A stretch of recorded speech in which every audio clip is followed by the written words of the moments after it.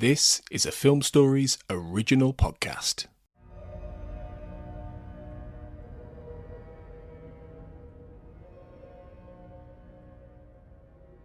And so, we begin. Ad Astra per Aspera. Through struggle. The stars. Yes, class is in session. We are back for Starfleet Academy. I'm your host, Mike Slamer, and we are here with the full crew complement, Ashley Thomas, Ian Buckley, and Craig McKenzie. A new show means new beginnings, new crews, new problems, and of course, new starships, of which there are aplenty. Starfleet Academy is the latest from executive producers Alex Kurtzman and Akiva Goldsman, set in the 32nd century, where we last left off with Captain Michael Burnham and the USS Discovery. So we've got a lot to get into in this episode. There is 2 episodes we're talking about in this one by itself. So put on your spoiler hats. We assume you've seen the premiere. We assume you've at least maybe gotten through the entire episode and watched the second. If not, we'll give a call out when we go to start talking about episode 2 in this episode here. I know we got to keep it all on track here. Craig, I'm coming to you first here. How you doing? How you been? It's been a minute since we've talked Starfleet Academy. Been almost a minute, actually, because we recently completed our recording of the primer for this very show. But I'm doing good. It's a Sunday evening. I have recently eaten, so I'm full of as much energy as you're going to get. I love it. I love it. Ian, how about yourself? Yeah, I'm doing well. You know, there's new Star Trek to talk about. That's always a good thing. And I love talking about it with you fine people. So there are worse ways to be spending a Sunday afternoon here. You said it. You said it. Ashley, welcome back. Thanks for having me back. Always good to record with you fellas. Very excited to talk about Starfleet Academy today. Oh, yes. Oh, yes. And as Craig so rightfully mentioned, we did, in fact, discuss a little bit about Starfleet Academy in terms of what to expect from this show, what our thoughts from the trailer was, some casting details. And also, we looked at a couple of episodes, TNG's The First Duty and DS9's Valiant, which were 2 depictions of the Academy life in Starfleet. Although those episodes showed us a few things that didn't quite go right for them. Anyway, feel free to go back on your podcast platform and take a listen to those if you want to hear a little bit more from us on that. Okay, Ashley, I'm going to come to you first here. Starfleet Academy, we have been anxiously awaiting it. Without getting into spoilers just yet, give me your 30-second, 1-minute elevator pitch about how you thought this shook out for you. Well, guys, I gotta tell you, I was very pleasantly surprised. I was not entirely skeptical, but as much as I love Strange New Worlds, I was not super thrilled with the majority of the most recent season. I was like, man, are we burning out? Is this going to be any good at all? Also, I'm just so over, folks who haven't watched any of it at all and are just pooping on it. I'm like, okay, y'all just need to calm down. You haven't seen it yet. If you don't like it, that's fine. Your prerogative. But, stop, pooping on stuff before it even, hits the air. All that being said, there's a lot I'm excited to talk about today. So, I've had a really great time overall. So. Yeah. That's my 30-second take. That might be slightly longer than 30 seconds. It's okay. I didn't have a timer going. Oh, okay. Craig, same question to you, sir.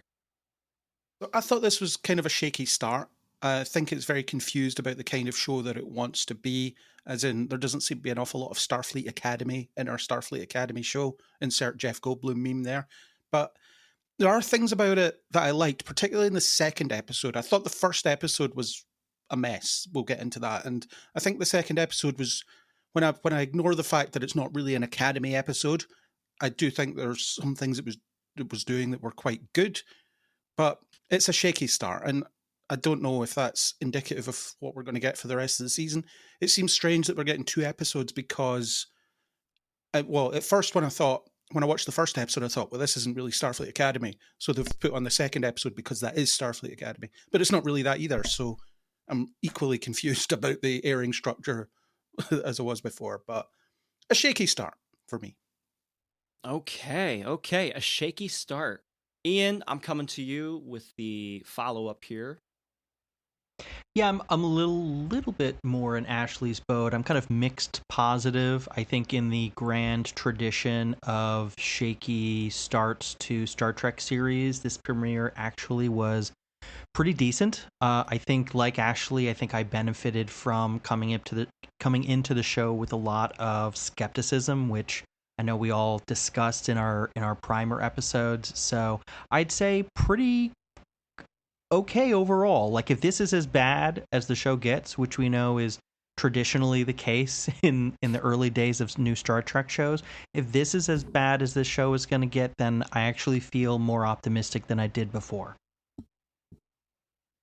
Okay, yeah. I mean, I got to agree with everyone here. I even with Craig, I thought there were some shaky moments in the first in the pilot episode, but then again, a lot of Star Trek shows are a little shaky in their pilots, not to mention their entire first seasons. Yeah, I'm looking forward to this. So we're going to get right into this conversation. We have a lot to get into, folks. As I said previously at the top of the episode, so put on your spoiler hats.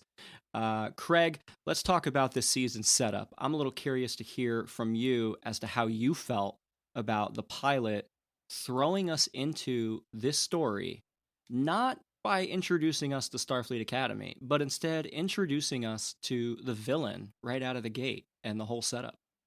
That was one of the issues I had with it. It takes us about 20 minutes or over 20 minutes to get on the USS Athena. So it takes over 20 minutes for Starfleet Academy to actually appear. In those first 20 minutes, I feel like that's information that we could get more succinctly or perhaps teased throughout a couple of episodes rather than showing this very extended prologue that's 15 years ago, now 15 years later, and now we're here now, and now we're on Bajor, and now we're here and here and here. It just feels like it's giving you not a lot of information in a very long time.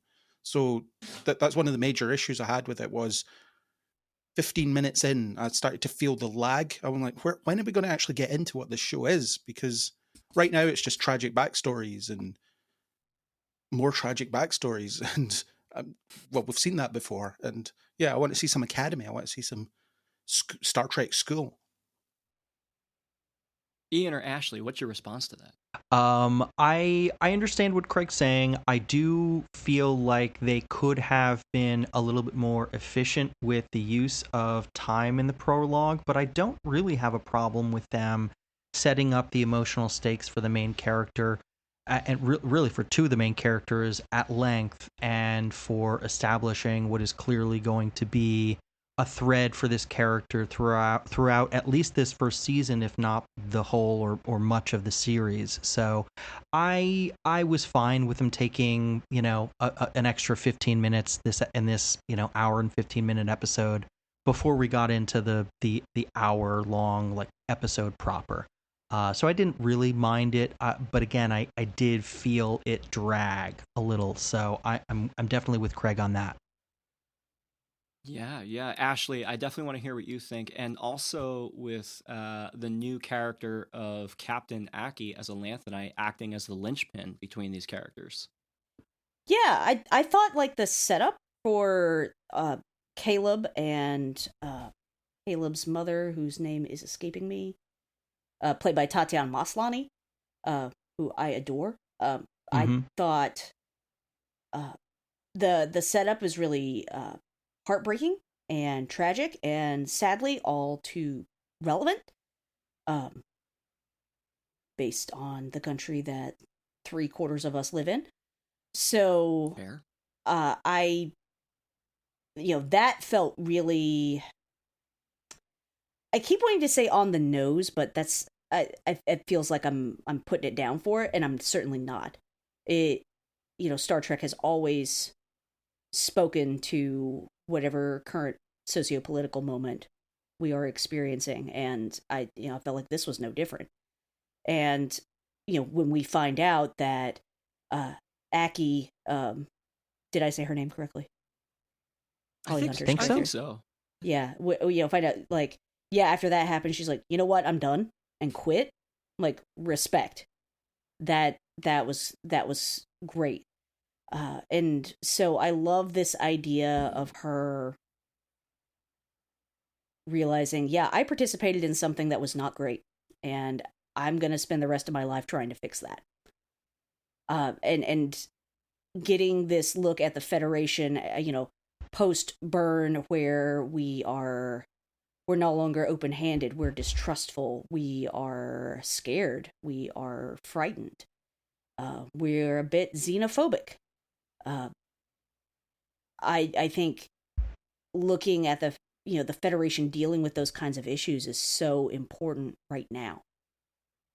So this opener, y'all, I got ADHD. I didn't feel like this lagged a bit. I thought this setup like really hit the emotional core, and that's where Star Trek lives for me, is the emotional beats. So for me, I didn't have a problem with this at all. This was an effective start for me, which I was rather surprised by. And cutting to, bringing back D'Admiral Vance to bring Aki back into the fold to set up Starfleet Academy.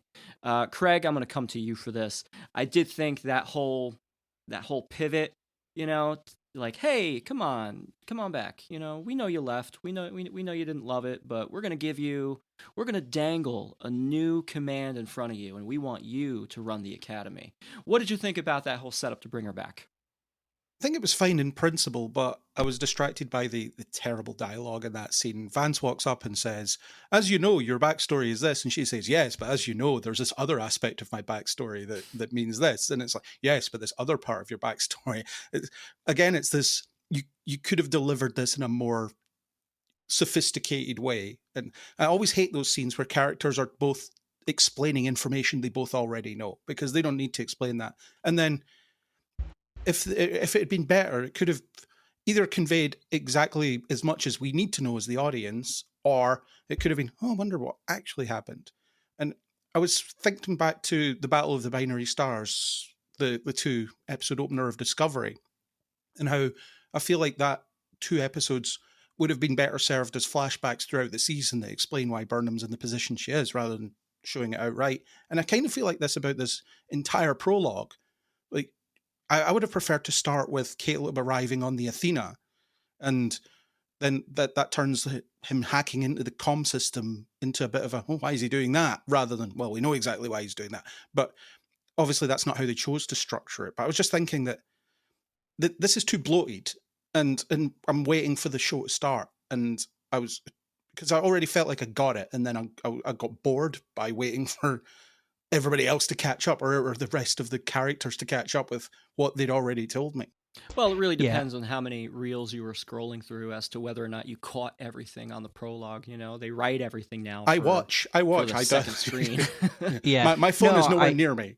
I think we have to treat still media as if it is not being engineered towards the second screen viewers. I mean, I really.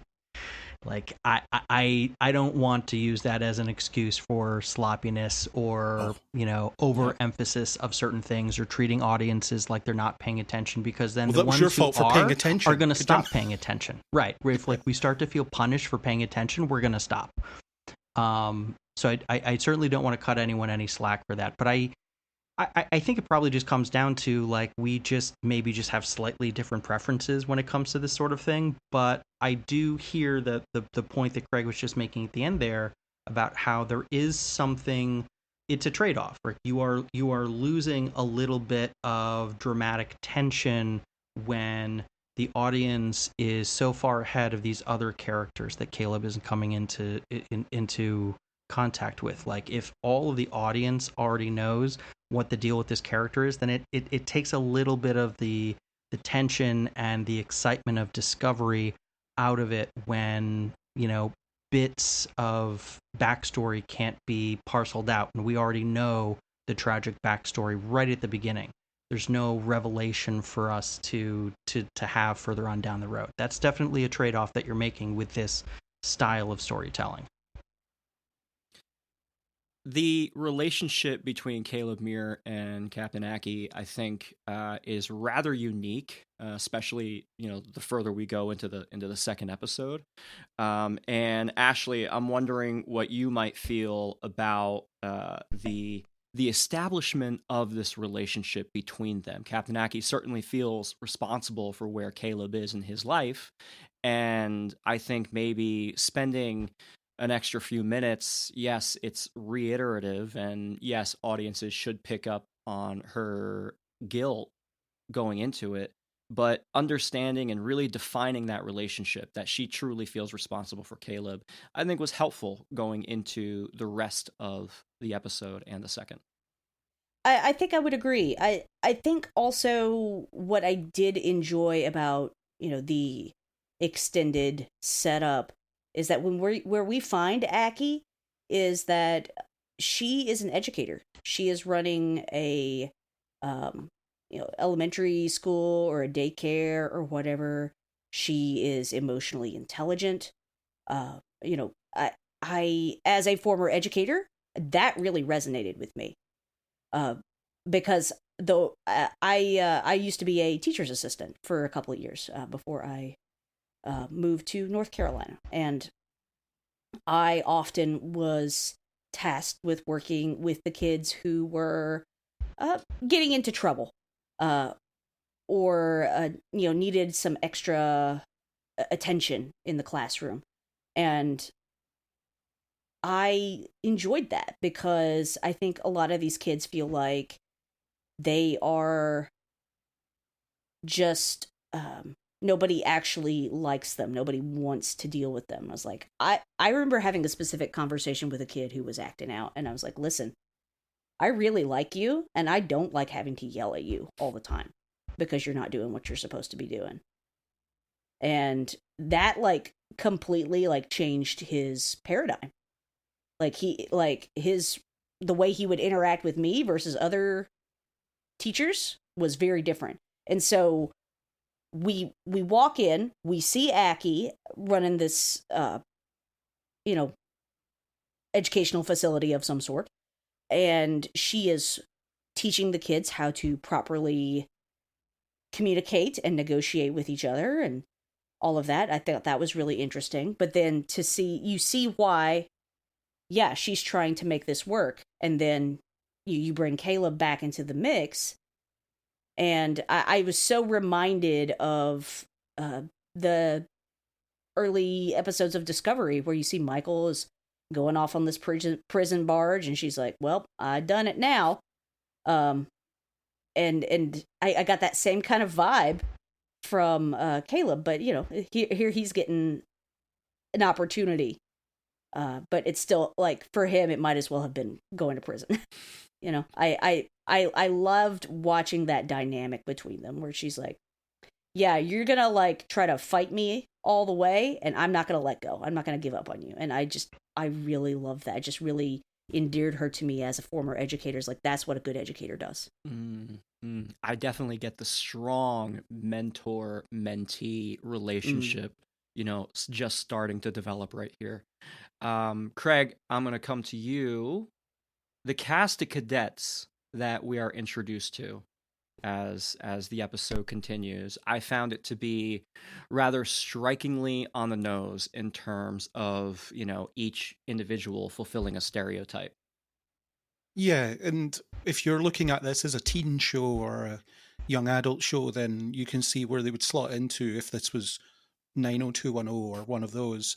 And with this episode being so focused on Caleb, you don't really get a lot from most of the characters. You get a kind of high-level collection of traits, and then that's about it. You have a Klingon pacifist, you have an admiral's daughter, you have a 17-year-old hologram. Well, she's not 17-year-old, but she's programmed to act 17 years old, and so on. Also, with the Klingon guy, they don't need to apply any audio effects to his voice. I can barely make out what he's saying half the time. Yeah. That is a problem. So you don't get much of what they're about. The thing that irritated me is when the crisis hits in, they're all already awesome. They're all already like seasoned officers. They all apply themselves brilliantly. Any bolts of anxiety, excuse me, are dealt with very quickly, and they achieve. With this being the young, we're not officers yet, I would expect there to be a lot more trepidation when they're under pressure.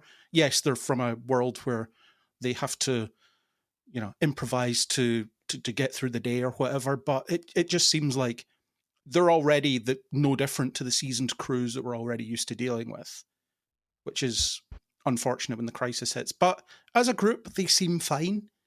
I would like to see a bit more of them, and that includes in the second episode as well, which is also a Caleb episode, so you don't get much of them either in there. Agree with Craig that I would love to get more than just sketches of the other classmates of his. I think that we've gotten like little beats, little moments, things that I would love to have gotten a little bit more screen time. We'll get into a couple of specific examples from episode 2 later that I'm thinking of, but in response to what Craig was just saying, I do think we get, certainly from some of these cadets, significant moments of hesitation and trepidation and nervousness. I mean, like the Klingon cadet whose name I'm forgetting, when he's operating on the first officer, I mean, he is, up until the moment he is operating, like, please don't kill her, please don't kill her, please don't kill her. Like, he is not radiating confidence. Like, he does his job with guidance from a team. Like, he's not alone in this. But I do think from him, I never got the sense of he's on top of his stuff. I got the sense that he was a cadet thrown into a circumstance for which he was ill prepared, and through the assistance of a more experienced officer who was present and the assistance of this other, his classmates, like, he was able to persevere. And, like, we weren't going to kill the first officer in this episode, so, like, whatever. I mean, we knew she was going to survive. But the character didn't, and I think that's an important moment for that character. I would like for us to have more moments like that with these characters to get a little bit more of a sense of them. I don't know how you guys felt. I mean, we'll get there, but, when the Paul Giamatti character re-emerges, like, I was a little bit bummed out. Like, I get that that's where this episode was going. That was the crisis that they had to deal with, but I was hoping for a little more schooling. I was hoping for some school hijinks and some school adventure on this Starfleet Academy show. We'll get into how we all felt about that, but I did think that the show did take a few moments to highlight that these were cadets who were ill-prepared, and that dealing with those challenges was going to be one of the things we were going to explore in the show. I saw a lot of, compared to what Craig saw, I viewed it as false bravado coming from a lot of these cadets. What do you think about these kids? I think I would agree with the false bravado assessment. This is the one frustration with screeners is no closed captioning. Yeah, definitely. So I'm having trouble catching names, but the fish guy who does the spacewalk, Remy. Right. Obviously he's set up to be Caleb's, rival / frenemy, and that, I think, it's good. It's going to be interesting because Caleb's met someone who is just as arrogant and self-assured as he is. And so that was pretty interesting, and I enjoyed that dynamic. I did like seeing Genesis and Sam. Sam is positively adorable. I love every time she's on screen. As someone who struggles to understand social situations occasionally and is perhaps overly excitable and cheerful or whatever, I appreciate her screen presence. So I think I'm gonna really enjoy watching her this season. But overall, I like the cadets. I think Craig has made a fair point that, once you get in here, it's like, well, they're just like any other crew, and I don't think that's an unfair assessment. Genesis' only issue was clearance. That was the only thing stopping her from solving the problem by herself, pretty much. Well, and,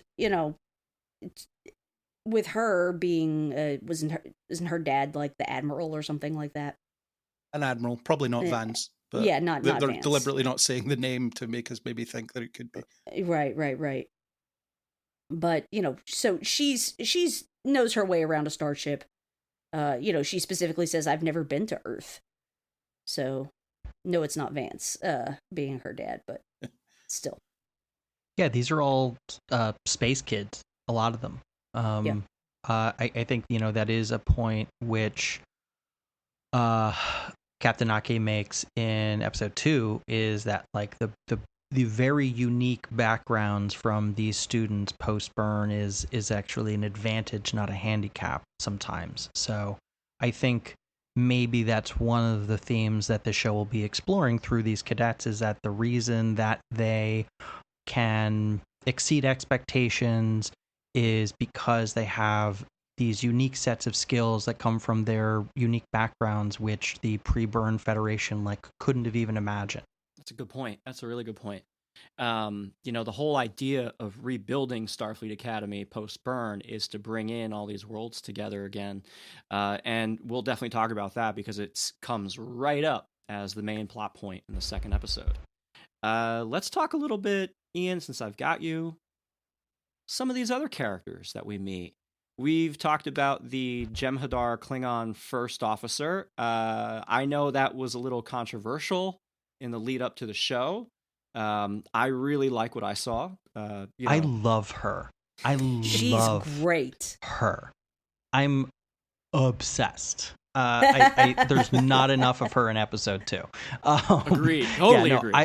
I was picking up everything that character was putting down. I think she absolutely. I think the writers to the actors, to the actor, understood the assignment with that character. I really liked everything they were doing there.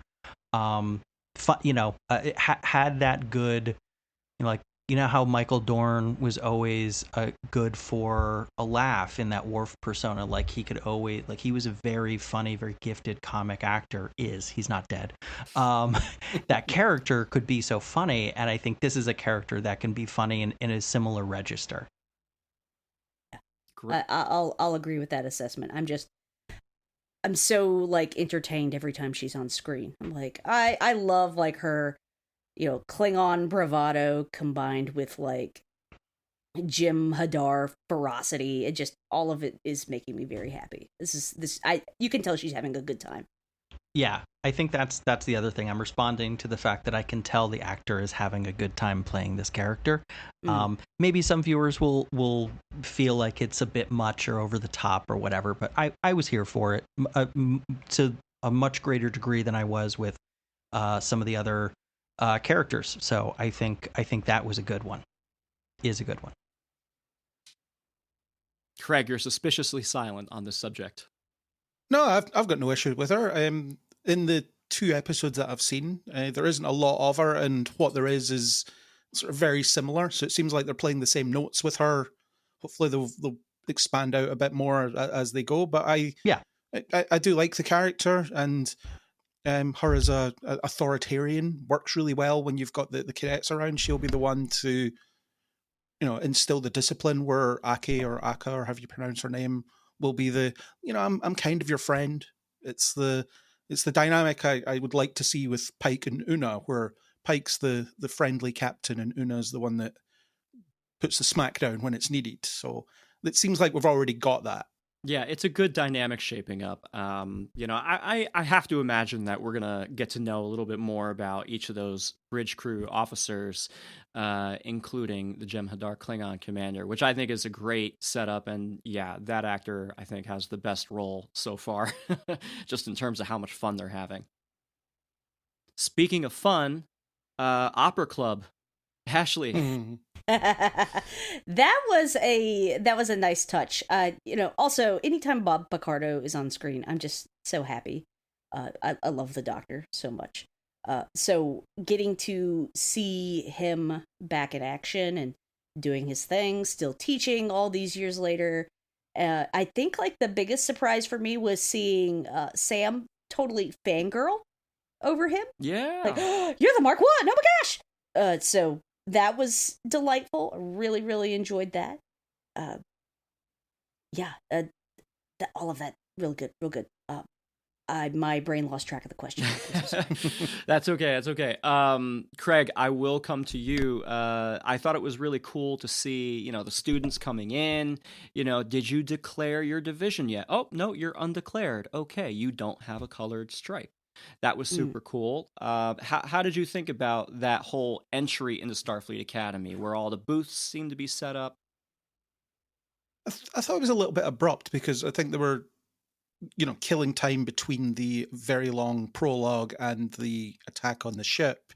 To talk about the Doctor, actually, one of the things I do like about this show is that it's, compared to the rest of modern Trek, refreshingly restrained when it comes to its internal referencing. So we do get that scene where Sam is like, "Oh, you're the Mark 1, you were the mentor to all these people in Voyager, blah blah blah." But that's actually, no one else is doing that, at least not so far. And there's things like meet us in the Sato Atrium. Okay, that's just a name. Yeah, campus areas are named after famous people. That's not a problem. So I'm glad with that. The Doctor, there's some weird stuff there. I really hated that they reused the tricorder. Gets handed wrong tricorder. Medical tricorder joke. It was funny the first time. It wasn't funny here. Also, why do you still have separate tricorders? Why isn't there just a medical app on every tricorder in the 32nd century? That just seemed clumsy and lazy to me.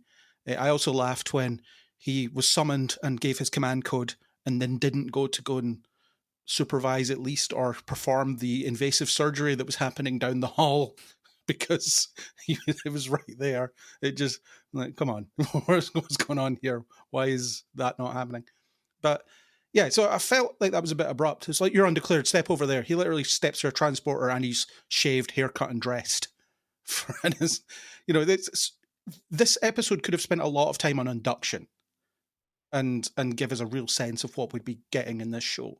Or maybe we have got a real sense of what we're getting in this show, and it's going to be less Academy and more just standard Star Trek stuff. I don't know. When I look at the media, be it book or movies or, TV, that involve like school themed, settings, I'm thinking of like the obvious one being Harry Potter, but there's a lot of examples of this genre. Like, I think what people really respond to, certainly I did, like reading the Harry Potter books, for example, is the school stuff. Like, give me a little bit more nitty gritty about how this school operates. It's called Starfleet Academy. And I think, the pilot episode does perhaps a better job of setting up what the Starfleet Academy show is going to be than it does setting up what Starfleet Academy as an institution is.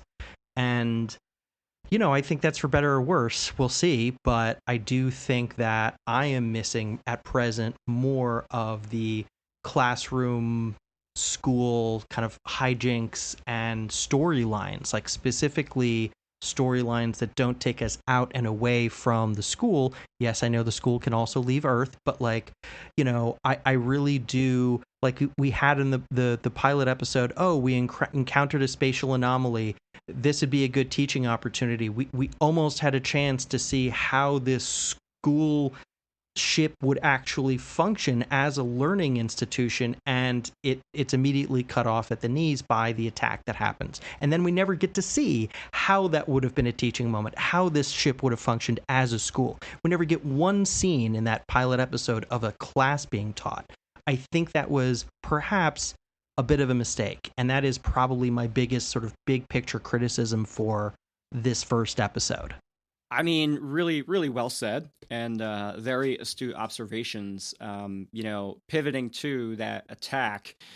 So this is all taking place on a ship, and yes, the ship is the school, and to your point, Ian, yeah, it could be a teachable moment. What I found really interesting in that scene, when they discover the spatial anomaly, they've never seen sensor readings like this before. This could be really interesting. Let's go check it out.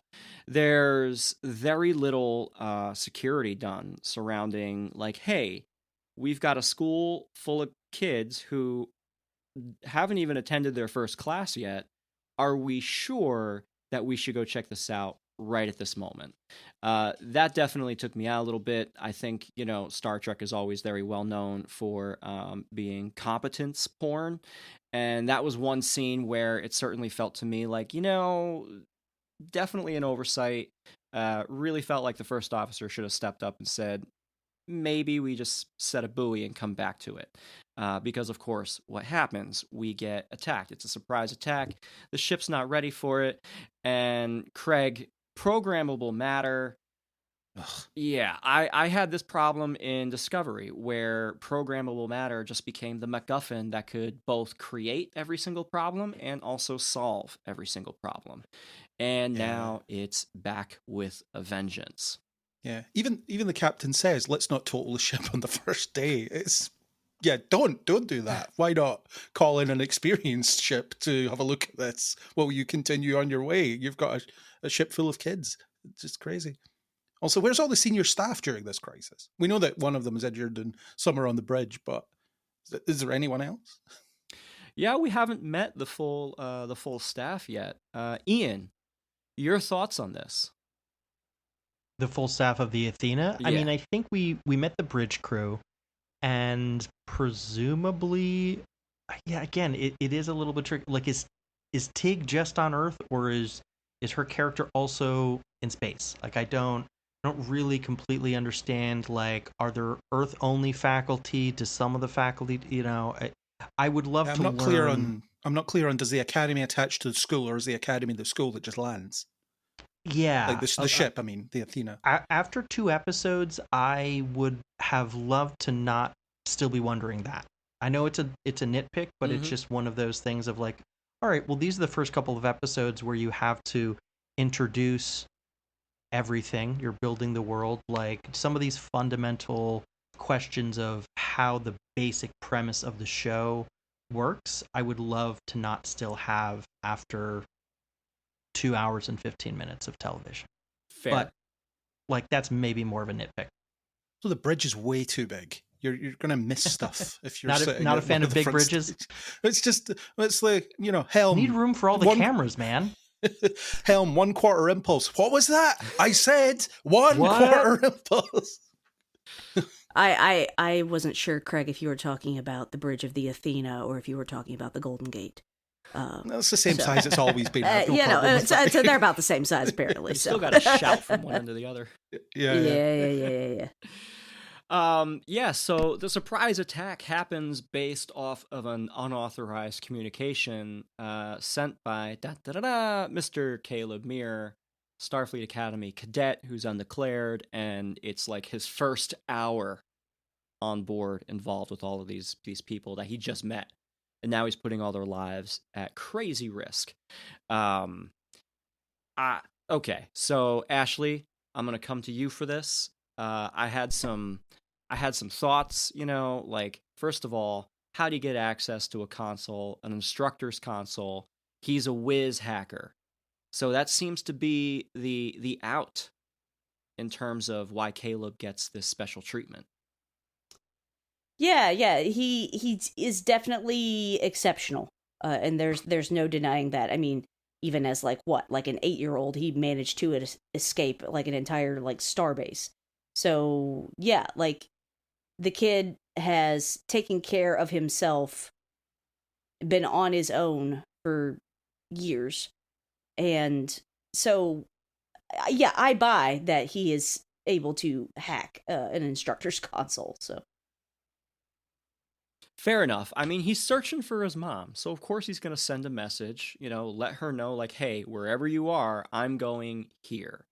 And that's, of course, where Noose Braca, Paul Giamatti's villain character, who, by the way, let's talk about it right now. Big fan. I really, really like Giamatti's work. Everything he's in is excellent, save a few things. But his work as an over-the-top classic Trek villain is very welcome. I'm definitely enjoying him, and I think it helps to know that Paul is such a massive Star Trek fan. So again, same with our Klingon Jim Hadar character, who I just looked up that character name, and I am blanking Doc. on it already. Yes, thank you. Played by Gina. I don't know how to say her last name properly, so I'm not going to try to butcher it. I'm so sorry, Gina. I should have looked this up earlier. But you've got somebody who is clearly having a good time at work, and I think that is fun and important. And so I'm really enjoying what he does. I like that he is what's the right word? Flamboyant almost. Like he's got like some pizzazz to his character. Like I'm getting like Rainn Wilson's Harry Mudd is kind of like the same kind of vibe for me, just a little bit. Like in terms of his over the topness and things like that. I think that as long as he appears about as frequently as Harry Mudd, I'll be happy. I think this is a character that for me is going to work in pretty small doses. I didn't really, I'm kind of in the bucket with, I think this was something Craig was saying in the lead up to the show. I just never really understood why a Starfleet Academy show of all shows needed a capital V villain. It just seems like, I don't know. It just seems unnecessary. I just want this to be a Star Trek show where they have adventures and this one's set at a school and they have school related adventures. Like I don't need there to be the con of Starfleet Academy universe. But that said, I love Paul Giamatti too, so I'm like never unhappy to see him involved in a project. Like if you had told me when I was a kid growing up that like, you know, Paul Giamatti and Holly Hunter were going to be in a Star Trek show, I would have been like, holy shit, that sounds cool. And there is still a part of me that is very much just on that basic level excited to see Paul Giamatti in my Star Trek. Like, that's cool. These are two things that I love that I never thought I would see together, and I'm getting to see that, and I want to be appreciative of that. I just, for me, the character has not yet kind of justified its existence in the fabric of this particular Star Trek show for me. I get obviously the main character needed a tragic backstory for the story they wanted to tell. I just hope that he's more of like maybe a Gul Dukat presence. Maybe he shows up a couple of episodes in a season and you get to the point where you're excited to see him show up. But I don't want this to become an entire season where it's kind of like bending around this character. I want this show to stand on its own. There's a couple of mentions of his organization. It reminds me of the Orion organization in season 3 of Discovery. I forget what they were called because they were just so Chain. There's the the Emerald Chain. Yeah, because they were just so nothing that it didn't really register with me. And so far, I feel kind of similar about this. Paul Giamatti is great, and he's doing exactly what he does best. But I didn't feel any tension in the scene where he was grandstanding because it was far too quip heavy, and it seemed to be trying to make us laugh more than make us be afraid of the guy. So it's just another one of these quippy villains, and feels like I've seen him before, and I'm hoping they'll add more texture to him as the season goes on, because if we're going to be stuck with him, you know, maybe we do need a bit of a Gul Dukat nuance added to him. But so far, I'm like, yeah, I like Paul Giamatti, but I really wish he was doing something else. So moving along with this programmable matter virus that the cadets work together to solve, how did we all feel about the ultimate resolution that comes down the pipe, where Caleb is the one, he caused the problem, he fixes the problem? That's convenient. Also convenient that no one died when he summoned an enemy to attack the ship, because that'd be quite hard to come back from, wouldn't it? There's a lot of damage done, and I will say I had a lot of hard injuries. time discerning Noose Braca as a hologram being projected onto the bridge versus when he transported to the ship. Yeah, there's some logical errors there, isn't it? Where it's, okay, he's a hologram being projected onto the ship. Can he see it? Because he's acting like he can see everything. Yeah. He's acting like he's in the environment somehow, where he's not. He's just a projection. But they've never been clear on how that works as a two-way thing. Which is probably why they've never done they didn't do much of it back in the old days because it's hard to figure out the logic of it. Whereas a view screen, it's just, they're looking at a camera like we're doing now. Right.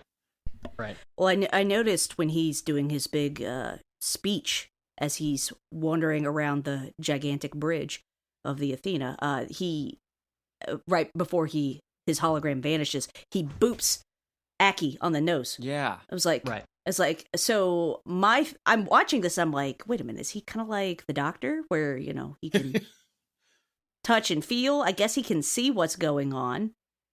He's a hologram that can see what's, the area in which he is being projected. I mean, I guess he could also just be a hologram who identifies as, I guess he's part Klingon, part Tellarite. Is that what I'm understanding? Yeah. Yeah.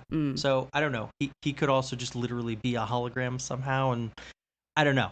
Like you're right. It is kind of weird. Like if this is just a projection, why doesn't it behave like one?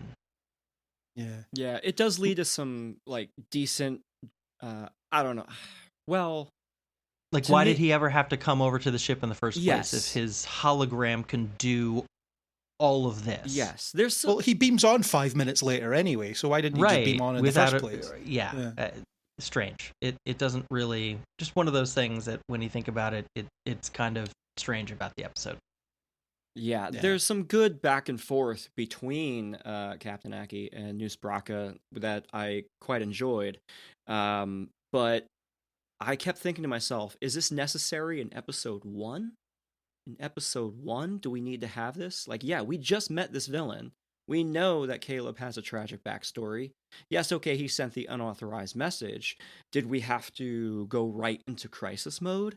I started getting that sense of, okay, here we go, another Trek show that leans too heavy on the action, too heavy on the phasers, and not enough on the character building.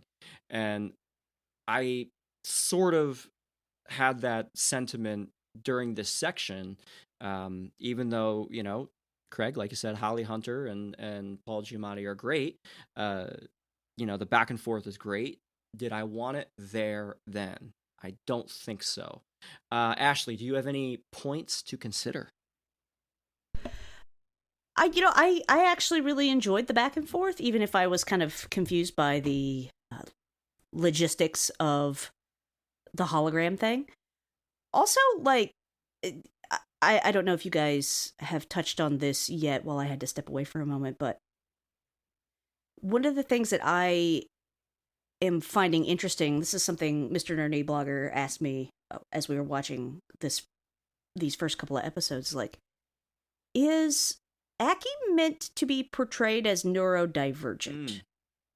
And I'm like, that's a great question, because if you'll notice, she's kind of sitting in the captain's chair like it's her favorite, squashy armchair in her living room.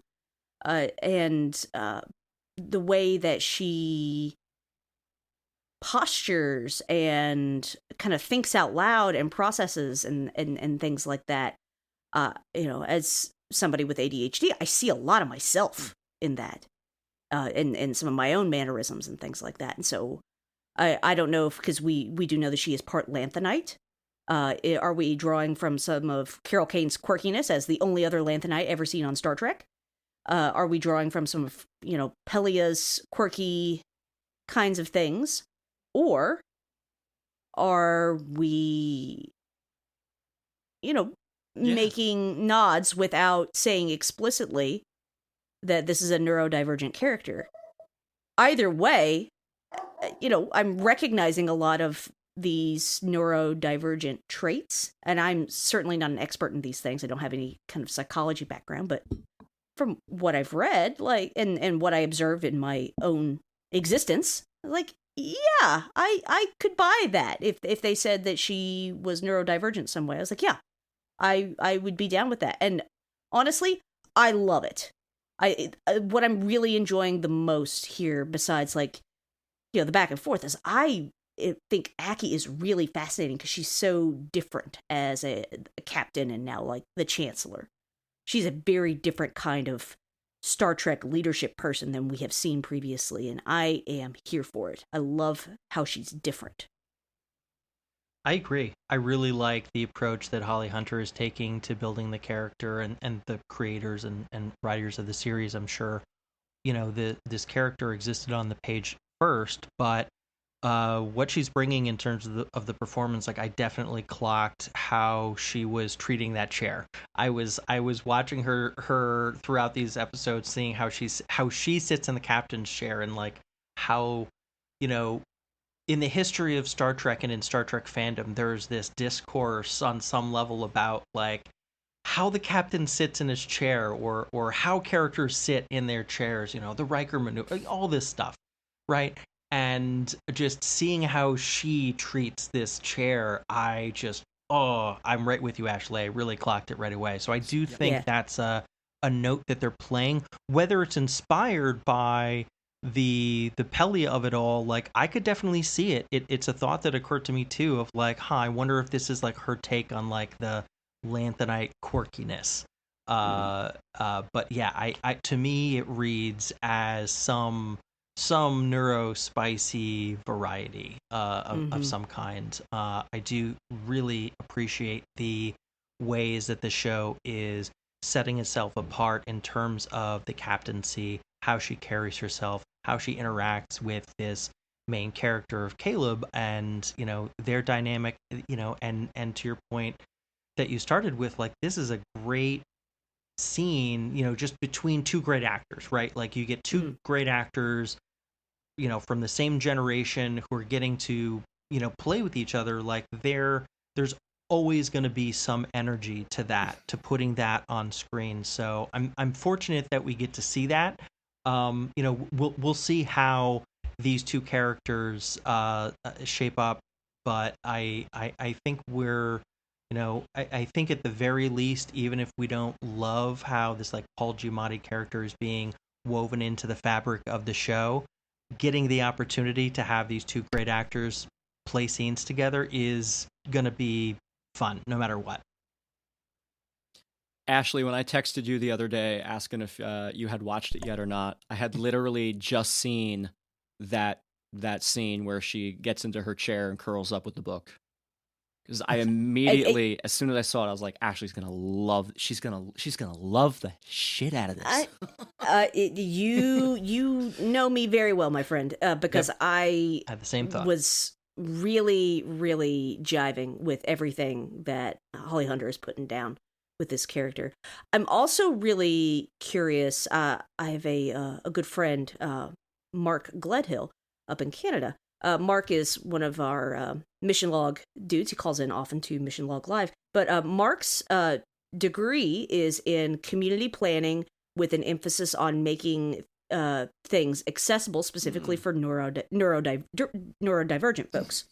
And so some of the things that he has spoken about in relation to Star Trek is you have certain characters that might be coded or interpreted as neurodivergent, but we've never had anyone come out and say, this person is neurodivergent XYZ. And I am seeing a lot in Academy that represents neurodivergence in different ways. And so I'm really curious to see if we're going to get more explicit extrapolations of these things. So anyway, I'm just really excited to get his take on this, because I think this is going to be a really good time. So we talked previously a little bit about how the cadets need to solve this problem, and they all come together and they work as though they've been doing this for a long time already. Craig, we discussed it briefly, but definitely clocked that, these cadets seem to be in a state of mind where they know they need to work together to solve the problem. I do think there was a lot of false bravado involved there, and I do think there was also, a little bit of manipulation on Genesis's part. Jenny's? Genesis. Okay, it's just Genesis. Yes. Yeah, that's her name. Yeah. Okay, yeah, I need those subtitles. Yeah, we all do. I couldn't have told you. Gun to my head, I couldn't have told you. I've only been like very frequently checking IMDb just to make sure I'm getting names somewhat correct or as close as I can guess. So, but yes, Genesis is the character played by Bella Shetland. Yeah, seemed to be a little bit of a sort of like manipulation of the other cadet, who then steals himself to go out there onto the saucer. I thought it generally worked as far as like, well, listen, this is the pilot episode. We just have a brief little problem we need to solve. Did it have to be a ship-wide crisis? Did it have to be episode 1? So at least it was done and dusted in roughly 15 minutes. And then we all got to happily move on. But conveniently, explain to me how this 32nd century starship does not track that it lost an escape pod. I mean, you know, it's the same question we ask every time somebody is able to hack Starfleet security on every ship. Apparently, you know, we need a better antivirus. Come on, y'all. So Noose Braca, you know, beams over to the Athena to steal the warp core. And, you know, things don't go according to plan for him. And he hops in the Athena's escape pod because the Athena blows up his pirate ship. Rightfully so. I also love seeing a Starfleet captain take the initiative and say, no more, that's a pirate, let's blow it up. Yeah, you could have aimed one torpedo at that escape pod while you were at it. Could have given it a shot, for sure. Yeah. Then the villain couldn't come back to fight another day. The USS... So that's the plot force in action. As always, Warp 10. USS Athena makes it back to Earth, San Francisco, where we close out of this premiere. Folks, you can definitely watch the episode to get every little detail. But as far as the closeout goes, I liked how Mir was given an option. You can leave Starfleet and do whatever you want, or you can do 100 hours of, you know, what is it? Hard labor, menial labor is what she called it. Community service, basically. Community Yeah. He's picking up trash on the highway. Yeah. And that's what he goes for, and he sticks it out, and he is a part of this crew now. I had an issue with that, and it's a general issue as well in modern Trek, of the idea of you can be as reckless as you want, you can thumb your nose at protocol as much as you want, as long as you get positive results. Therefore, you'll be rewarded for doing it. And we discussed it when we discussed the first duty. They wanted to do that very dangerous maneuver as if they would be applauded for it. And they may be applauded by the onlookers, but surely the regime would come down on top of them and be like, you can't do that. You could have all been killed. That's stupid and reckless. And in this case, Caleb gets effectively a slap on the wrists for almost killing everybody on the Athena. The fact that he doesn't kill everybody on the Athena is irrelevant, and the fact that he solved the problem is also irrelevant. It's like when Burnham got, you know, promoted to captain, because she may not follow the rules, but she does it her way and gets good results. It's like, no, that's not protocol. That's like, these rules should exist for a reason, especially for cadets. Because if they think that they'll just get away with slap on the wrist, then why will they behave? They're not really teaching discipline. Yeah. I mean, it's two things. One, in a sort of meta sense, it's the Harry Potter effect, right? It doesn't matter how many rules you broke, you saved the day, so 100 points to Gryffindor. Congratulations. Yeah. Suck it, Severin. You know, it's just like there's a little bit of that, I think, baked into this, at least what a lot of these writers think this kind of storytelling is meant to be. So I think that's part of the issue. Also, though, oh my God, I swear to God, I had a second part of my point. But while you're thinking of it, I mean, I can understand Aki wanting to fight for him, wanting to go to bat for him because she failed him 15 years ago or however long it was. Yeah. And I think so she would really pull for it, but it just doesn't feel like a suitable enough punishment for almost getting everybody killed. I mean, I don't disagree. I think it is meant to draw, though, that is actually the second part. Thank you for reminding me. I think it is meant to draw kind of a parallel to the opportunity at the very, very beginning to let them off in a more Federation of yesteryear-like kind of rehabilitation mode, taking into account that, like, this person did not mean to get anyone killed, and that, you know, punishing them so harshly by separating them from their child is maybe not living up to the ideals that we once had. I think this is meant to be kind of a making reparations, making amends style of punishment. Like, I do agree that it on its face, looking at how big of a threat, like, also an argument for maybe, like, the threat should have been a little bit smaller. Like, if this is the direction you want to go, fine, fair enough, but maybe don't put literally everyone's lives at stake, or you know, bend over backwards to make it so that nobody died despite all the explosions you wanted to show on screen, and make it a more proportionate problem, a more proportionate transgression. I think the point ultimately is that, like, this was a desperate kid calling out to his mom, and that's what we're really supposed to understand and empathize with.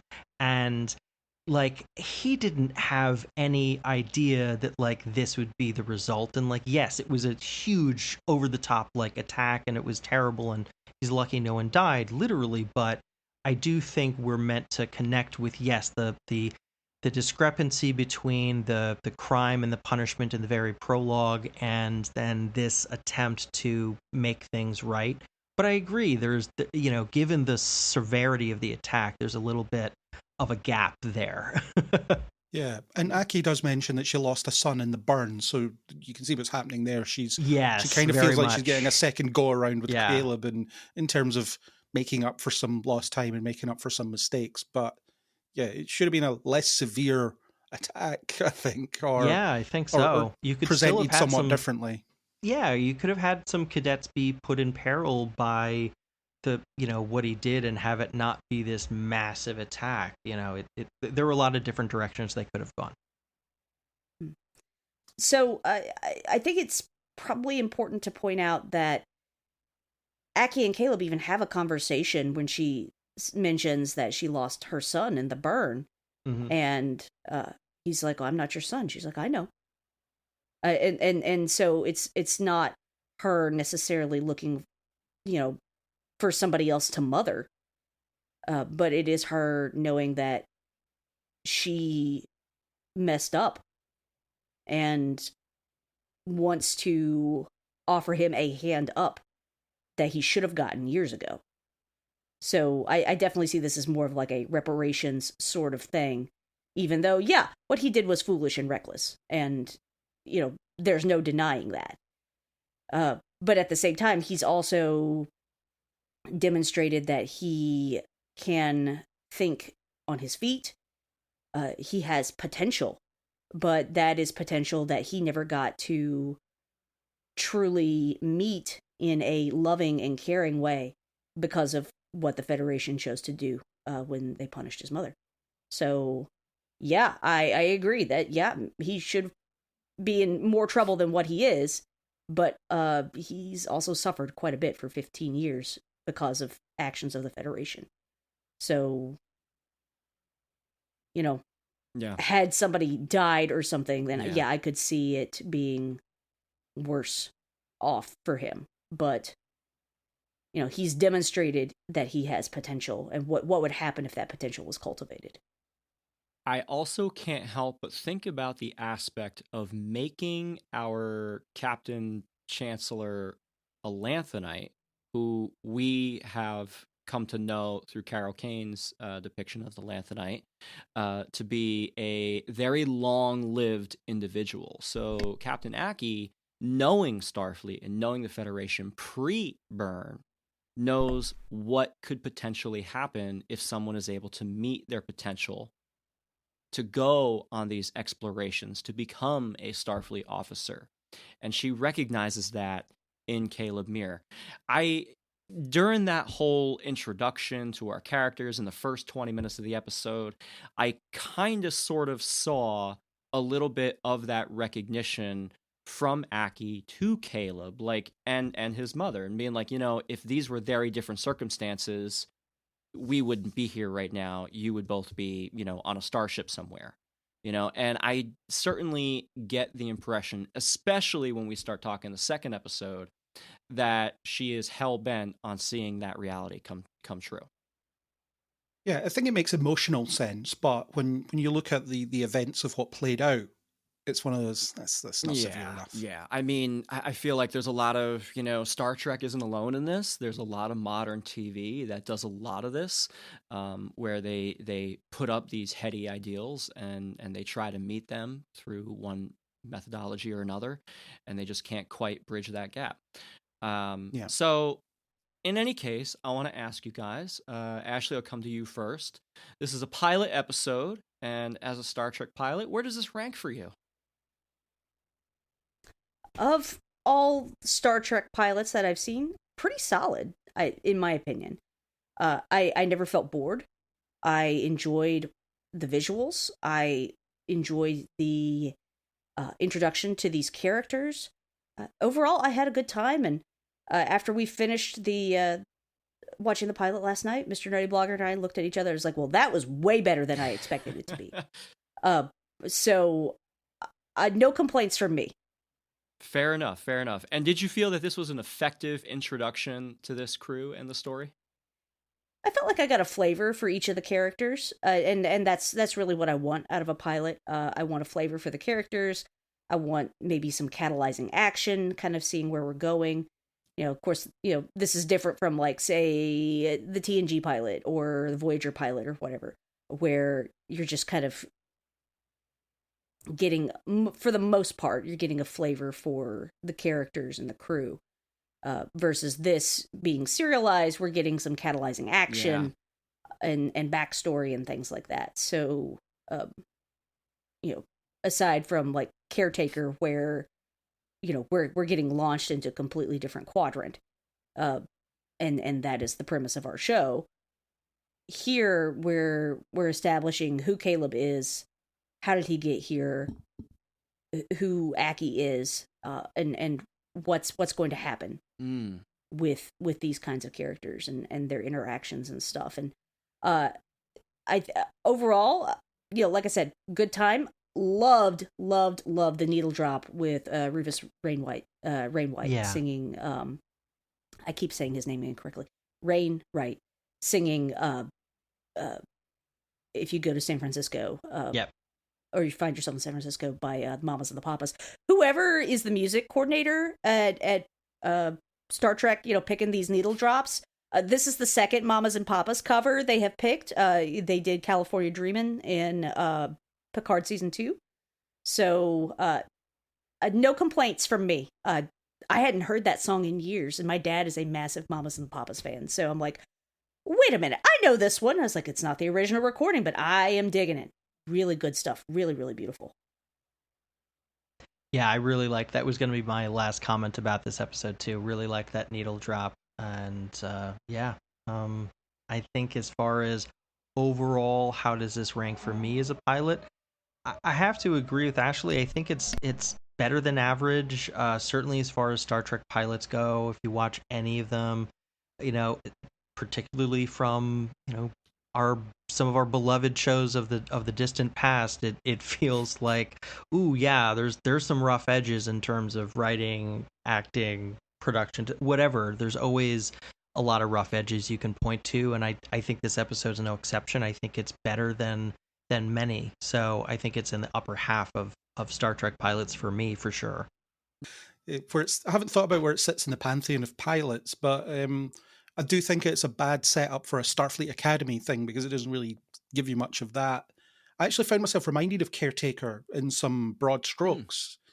So you have cadets dealing with the crisis, is similar to Harry Kim having to do that on his first mission and having to rise to a challenge. You have a criminal being offered redemption through Caleb, like Tom Paris.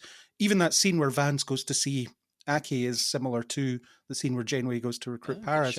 So I wonder if it's been recognized that Voyager is the most popular Star Trek show in terms of streaming numbers, and that's maybe unconsciously inspired the setup for this, like I said, in broad strokes, we'll maybe reconfigure these elements that people might be familiar with.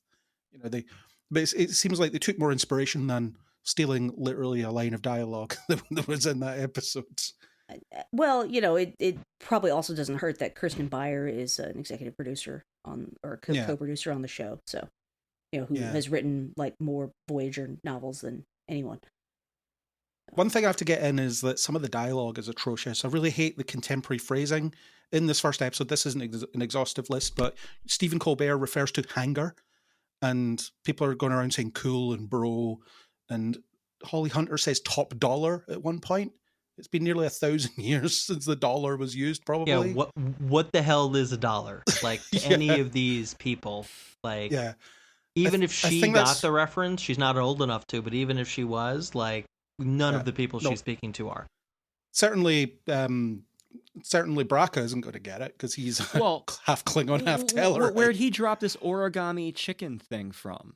Oh, yeah. Just I was constantly rolling my eyes at the dialogue, and I feel like the show is already dated in that respect. And the thing is, if you're making a show about kids in the far future, have fun and invent your own slang that we will understand through context throughout the season. Don't just have them speak like Gen Z now, because that will make the show very inaccessible to people, and in like 5 years it will be completely dated. Yeah.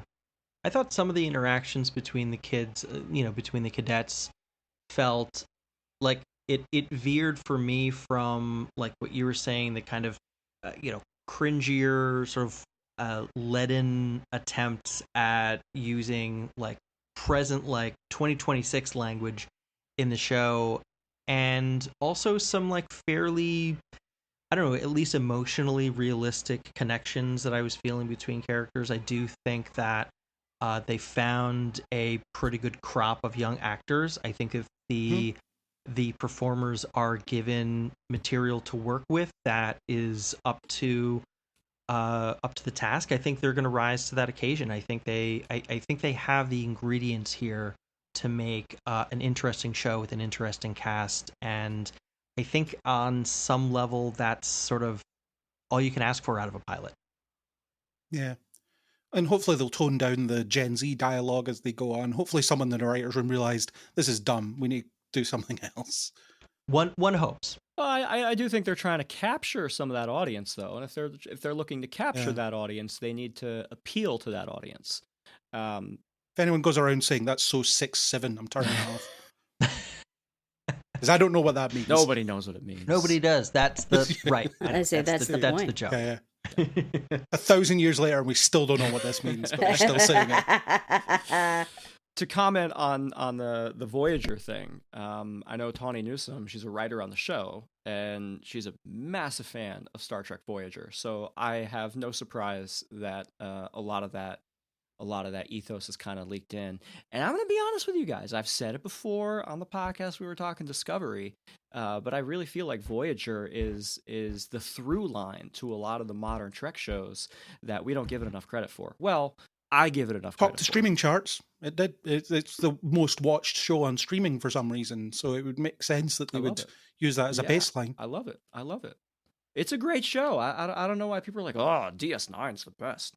Because it is, though. It's because they have correct opinions about the world and the people in it.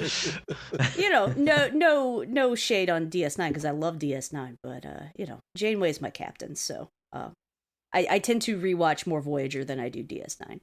DS9's a little heavy for most of my rewatching. The reason is that because Voyager's accessible. You can just drop in and out. I was just going to say, Voyager for me, I don't mean this in a derogatory sense, is a much better background watch. Yeah, that's fair. Yeah. So it's important to note that this was not a part 1, part 2 sort of double booked premiere episode. Each episode, 1 and 2 of Starfleet Academy, has been very distinct, in my opinion, at least. So even though it's got its own episode and we could close out recording here and say bye and see you all next week, we're going to keep it rolling. Because odds are you watched episode 1 and episode 2 back to back, just the way we did. And those are my dogs, everybody. So, Although, even though the episodes are different, the one thing that unifies them is a theme that Vance explicitly states. He talks about these kids inheriting a broken world that they didn't ask for but have to correct.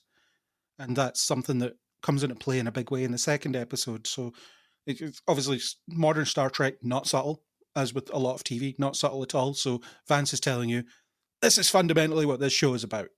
And I do think the second episode does pick up that thread. Good shout.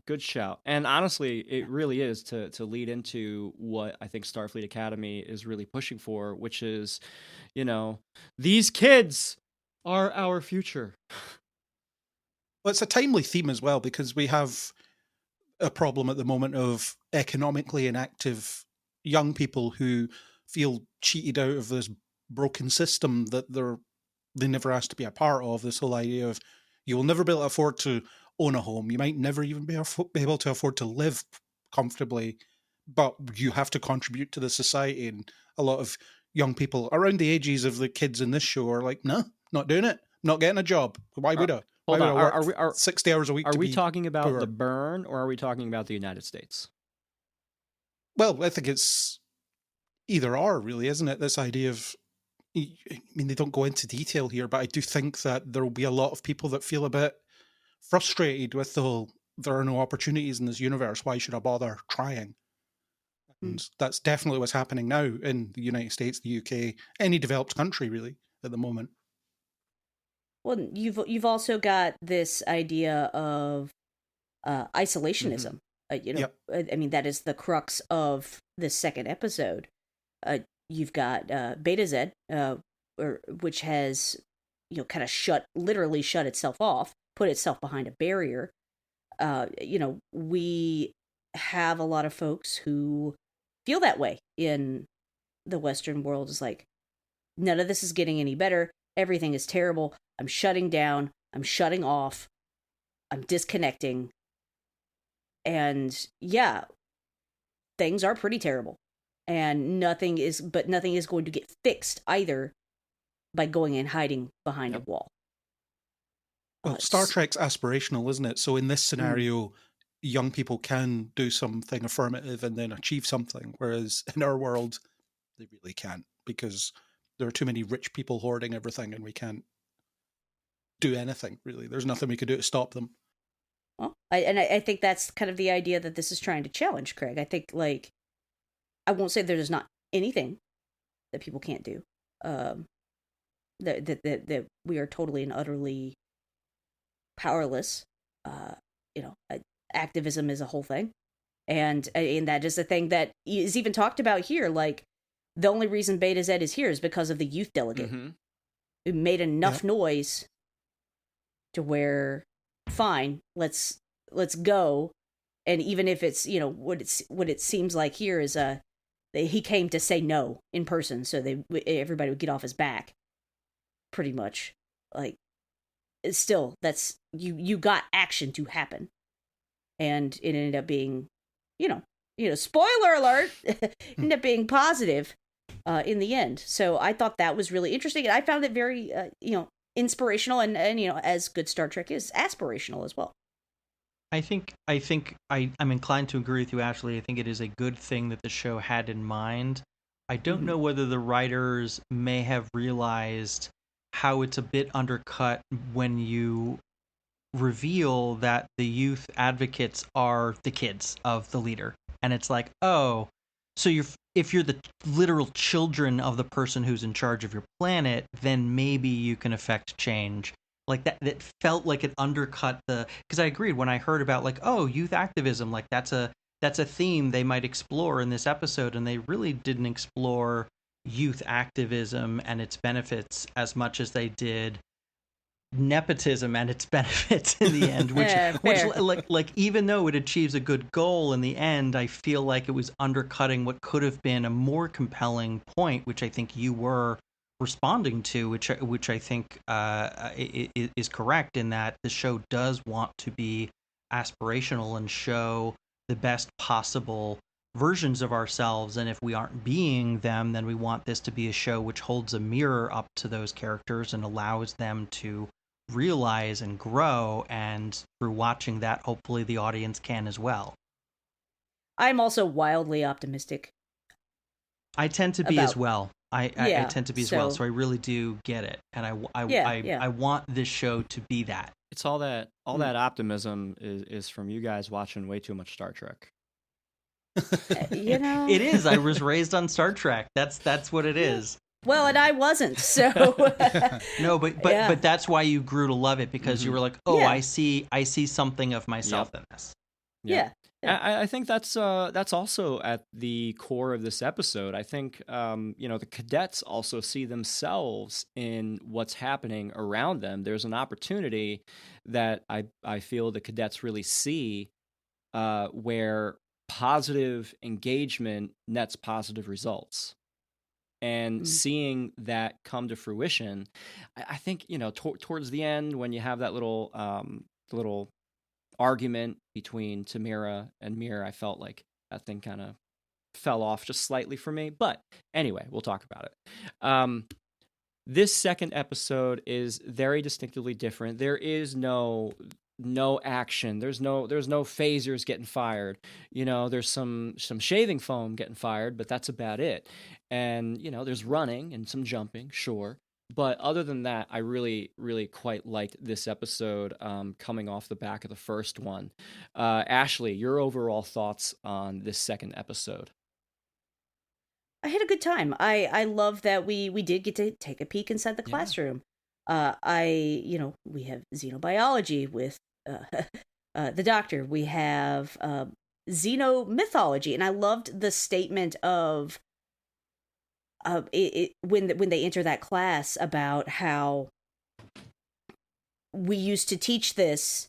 This was required at the academy years ago, but after the burn, we, instead of learning about each other's cultures, we learned how to defend ourselves against each other. I'm like, oh, well, that's really interesting. That's a fun way to talk about that, and how approaching something with fear versus open-handedness. I really like that. But I think what really resonated with me,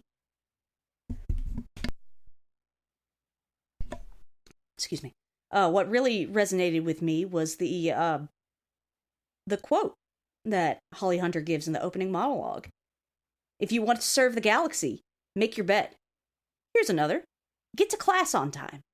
It doesn't seem like much. Just tiny acts of service to your fellow cadets. A single stitch, then another, and another, until you've woven something greater than you ever imagined. A tapestry. The tapestry that is Starfleet. That is history. Wow. Okay. I love that thesis statement for this episode. That really, hit me where I live. I love that because, jumping, because this is how I interpret things, like jumping from, exposition, or what's right? Jumping to interpretation, and how am I applying this to my life? We feel so powerless so often. There's a wonderful line in, one of the Hobbit films, which, might be the only redeeming thing about the Hobbit films. But Galadriel asks Gandalf, why him? And why Bilbo to carry the ring? And Gandalf says, it is often those who, basically, they don't have all the power, but they can affect the greatest change. They're least likely to become corrupted. And it's the small acts of small everyday things that fight back the darkness.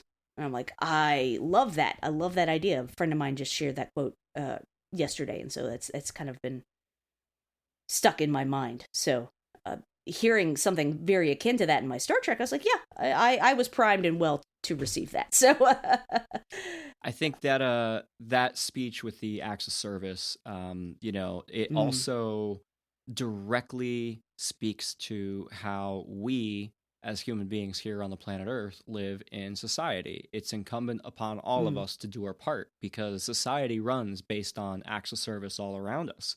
The guys picking up our garbage, on a weekly basis, coming around for recycling, the people who work at the water company, the power company, people like us, we're just putting together a podcast right here, but, we have day jobs too.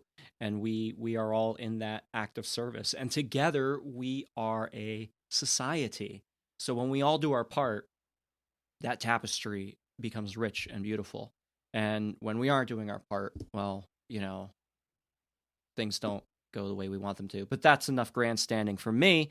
Ian. How very socialist of you.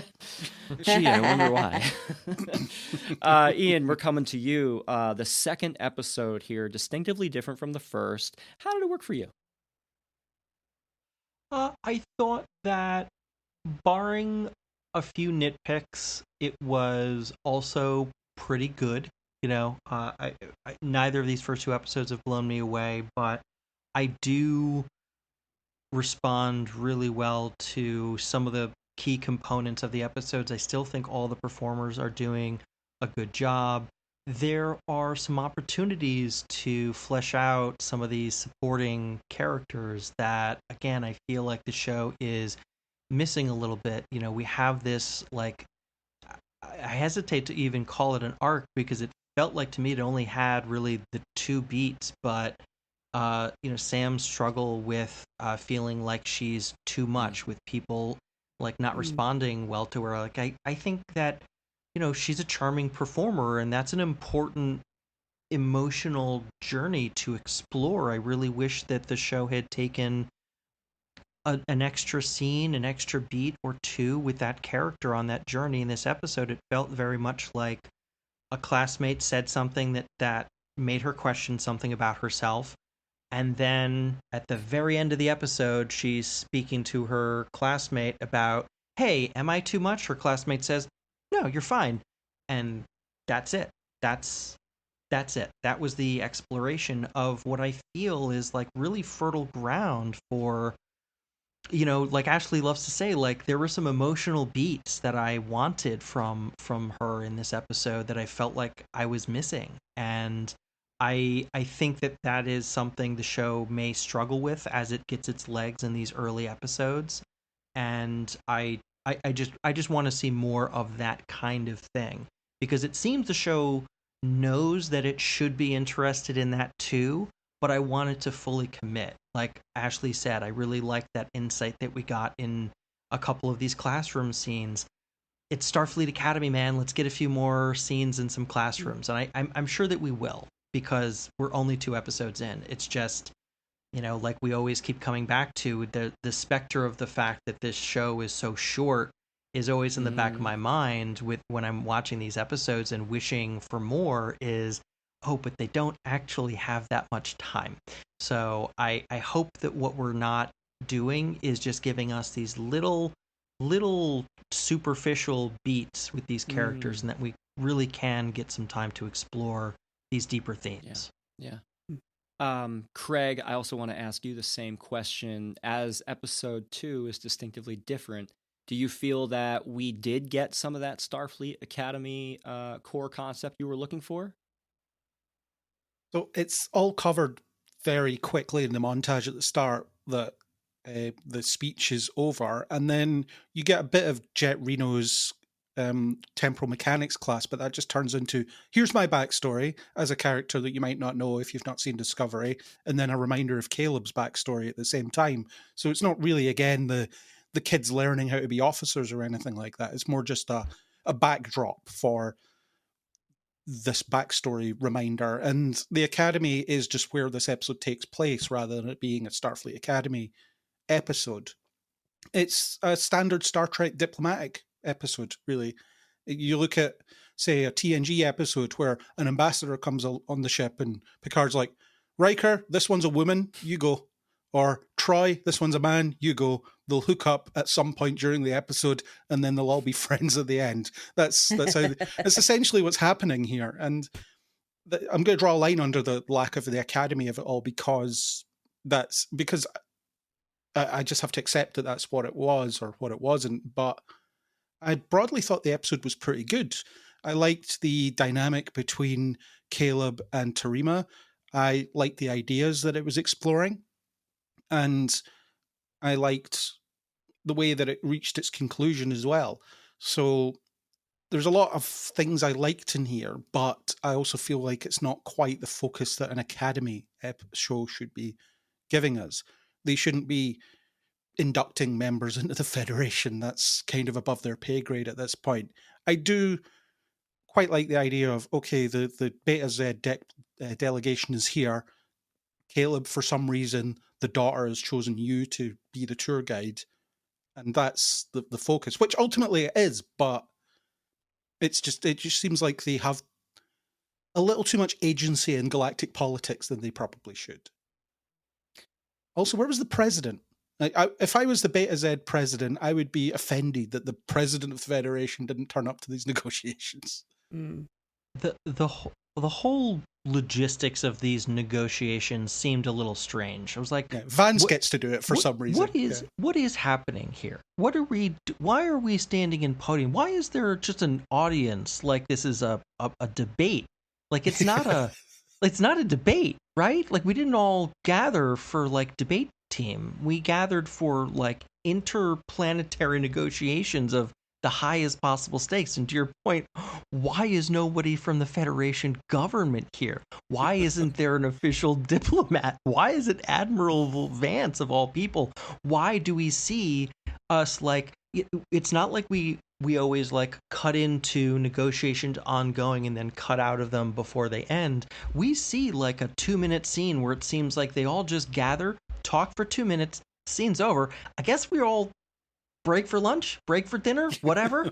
It was very strange. I did not understand the logistics of the whole diplomacy setup. But Vance is like, I'm going to have to go and discuss your proposals with people that can actually do anything about them. So yeah, I'll be back in a minute. It's like, why aren't these people here?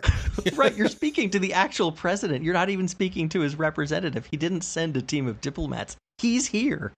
Yeah. Right. Where's Rillick? Yeah. Say where's Rillick? One, because I love her. Two, I liked though that he says it later in the episode. Like he just came to say no. So obviously he's not like, where's the Federation president? Why am I not speaking to the Federation president? He's but like, he was critical about everything. You think he'd be critical about you couldn't even spare 5 minutes of the president's time to have this conversation. And the Federation you couldn't even hear by hologram. Yeah. Well, I will say I did really like the continuation of something they did with Geordi in Next Gen, is that disability is accommodated without stigma.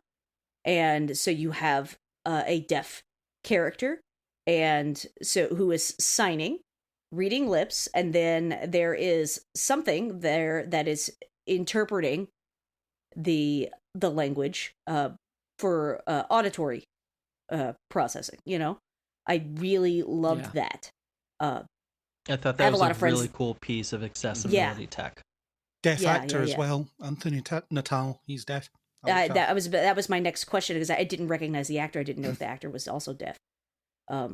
So I was really happy with that. I have a lot of friends that are sign language interpreters, and I'm really hyped to get their take on this when they see. So anyway, this was it was honestly, guys, the questions you guys are bringing up, it never once occurred to me. I'm just like, yeah, whatevs, cool, yay. So I was not bothered by, it's like, shouldn't the Federation president be here? It didn't occur to me, because I was like, cool, look, deaf actor. All right, we've got sign language going. We're getting like a little peek into, it's the first day of school. It's syllabus day, Craig. Of course, we're not getting any actual classroom teaching. It's syllabus day. So, again, none of that was particularly troublesome to me. I did like the interaction with Caleb and Tarima, I believe was her name. Yeah. I really liked finding out that she picked him because he was the only one not oozing with Starfleet pride from every orifice. Yeah, it makes sense. like that. I like I appreciate as somebody who does not have a high tolerance for BS. I appreciated the lack of BS about their relationship. I also found it really interesting that she is wearing the inhibitor because her powers are far too great and they have to be inhibited because she could hurt somebody. Like, tell me more about that. That's going to be interesting. Gonna have superpowers later in the season, isn't Yes, a Jean Grey. Two things that stuck out to me, what you guys were saying is, number one, I feel as though Star Trek has always had a difficult time separating between the Federation and Starfleet. They often use them interchangeably. This goes back to the original series when, it was still called Space Command or Star Command, depending on which particular episode you dropped into. Space Central was another one. Yeah. I do think that this episode did not necessarily give clarity towards that when they realistically should have. Definitely the Federation president should have been involved. If Beta Z, one of the premier planets that came in after the founding of the Federation, they have several star systems under their purview. Then they have this psionic barrier up around their space. I can't imagine what type of technology is required to make that work for them. So I do hope that's not just a throwaway line. I hope maybe, this relationship with Terima will give us a little bit more about Beta Z and what the Betazoids are all about in general, other than having naked weddings, which is pretty exciting. I thought that the dynamic between Terima and Caleb was very good. They have a lot of chemistry together. They are, of age and, the right age to be in college and falling for each other. So that makes a lot of sense to me. It was hard to somewhat ignore, to Craig's point, the classroom environment. But Ashley, I do appreciate that you said it's syllabus day. Like, come on, don't expect too much. You haven't even gotten your textbooks yet. But I kept thinking in the back of my mind while watching this episode and seeing, everything going on with Jet Reno, which I thought was great, except for, okay, here's another instance of why Caleb is exceptional. We don't necessarily need to see that this episode. We got it in the first episode. Can I just see him being a kid? I'd like to see him fail. I'd like to see him get put in his place a little bit. That peg knockdown. Maybe it's just because I'm 40 years old. Maybe. But, I'd like to see that happen. But at the same time, I kept thinking about, I think it's Harry Potter and the Order of the Phoenix, when Professor Lupin is teaching the dark arts class. And, he conjures up, the big fear, and then everybody has to go and, they play out their fear and then they defeat it, and then Harry comes up, and then there's some of that exposition. There's some of that story drop. There's some of that background trauma. That's kind of where I think, the show might have gone in such of a way. And I was keyed up for it. I was getting ready for Jet Reno to drop the name of the planet that Caleb is looking for, just from being in their travels. But in any case, how it played out is how it played out. Yeah. That would have been Prisoner of Azkaban. Thank you. I was just going to say, it was Prisoner of Azkaban. And I think to your point about Harry Potter, though, one of the things that they do well, especially in the books, is make a point of the fact that, like, Harry is, like, pretty good at some subjects, not so good at others. He's just a regular kid in so many respects. He's not this, like, wunderkind. Yeah. That's, like, if anything, that is like some of these other supporting characters in his orbit. That is not him. He is not the kid who comes in knowing how to do everything. He is frequently out of his depth, needing people to clue him in. Oftentimes people are keeping information from him, to everyone's detriment generally, but like that's one of the themes of, some of the books. So I do think there is a problem with setting this character up as just being so exceptionally good at everything right off the bat. I do think it's not a matter of us being like in our 40s and wanting to see the youths knocked down a peg. I do think that there is, you're setting yourself up for a lack of tension, a dramatic tension with this character if they're just good at everything right away, right? Like, that seems obvious that you can't have a character who's just good at everything right away. There's nothing for them to learn. So I do hope they dial that back a little bit. He's Wesley Crusher with abs, basically, isn't he? Yeah. Too many abs. And we saw how well loved that character ended up being by the fan base. So I do think they need to adjust there. Yeah, the fan base didn't love him because he didn't have abs. That was the problem. They needed to make him lickable. Dear Lord. He needs to be reading textbooks while lying shirtless on his bed. That's what he needs to be doing. Well, in the first episode when he's kind of leaning over the table, Mr. Nerdy Blogger was like, "Damn, look at those arms." I was right? like, "Yeah, I know, right?" Like he just does push-ups all day, apparently. So anyway, it was very funny. Yeah, that was actually one thing that didn't ring true for me when he was asked to like start doing push-ups. I was like, come on, man, you're not already getting tired. We can see how you're built. Yeah. It's like, are you dehydrated? Did you forget to stretch? Okay, maybe. It's not a punishment for him. He was going to do 1 million of them anyway. Right. Yeah, right. Yeah. He's just when he's not in class or walking, perpetually in plank mode. Yeah, he's just working out the whole time.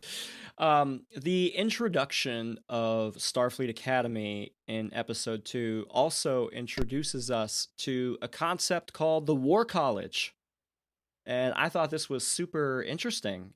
Craig, the War College, those particular cadets are dressed a little differently. They seem to be a little more disciplined and a little bit more harsher. What's your takeaway on this? They mentioned that the War College is what kept Starfleet strong during the burn. So clearly it was a reactionary organization or sub-organization built to deal with the threats that were cropping up during the burn. So they are a team of, or a group of fighters, basically. They're getting trained on how to, be the security arm of Starfleet, I guess. They're the Marines. Yeah. And so Starfleet is going to be different in that sense, or they should be. And we're clearly setting up a college rivalry between two fraternities, aren't we? The War College and the Starfleet cadets. And Terima notably joins the War College at the end of the episode, which puts her on the other side of the fence and will cause friction, I guess, because they'll be pranking each other maybe, and also, have the hots for each other. So that will cause some drama down the line, most likely. They'll become Parisi Squares rivals.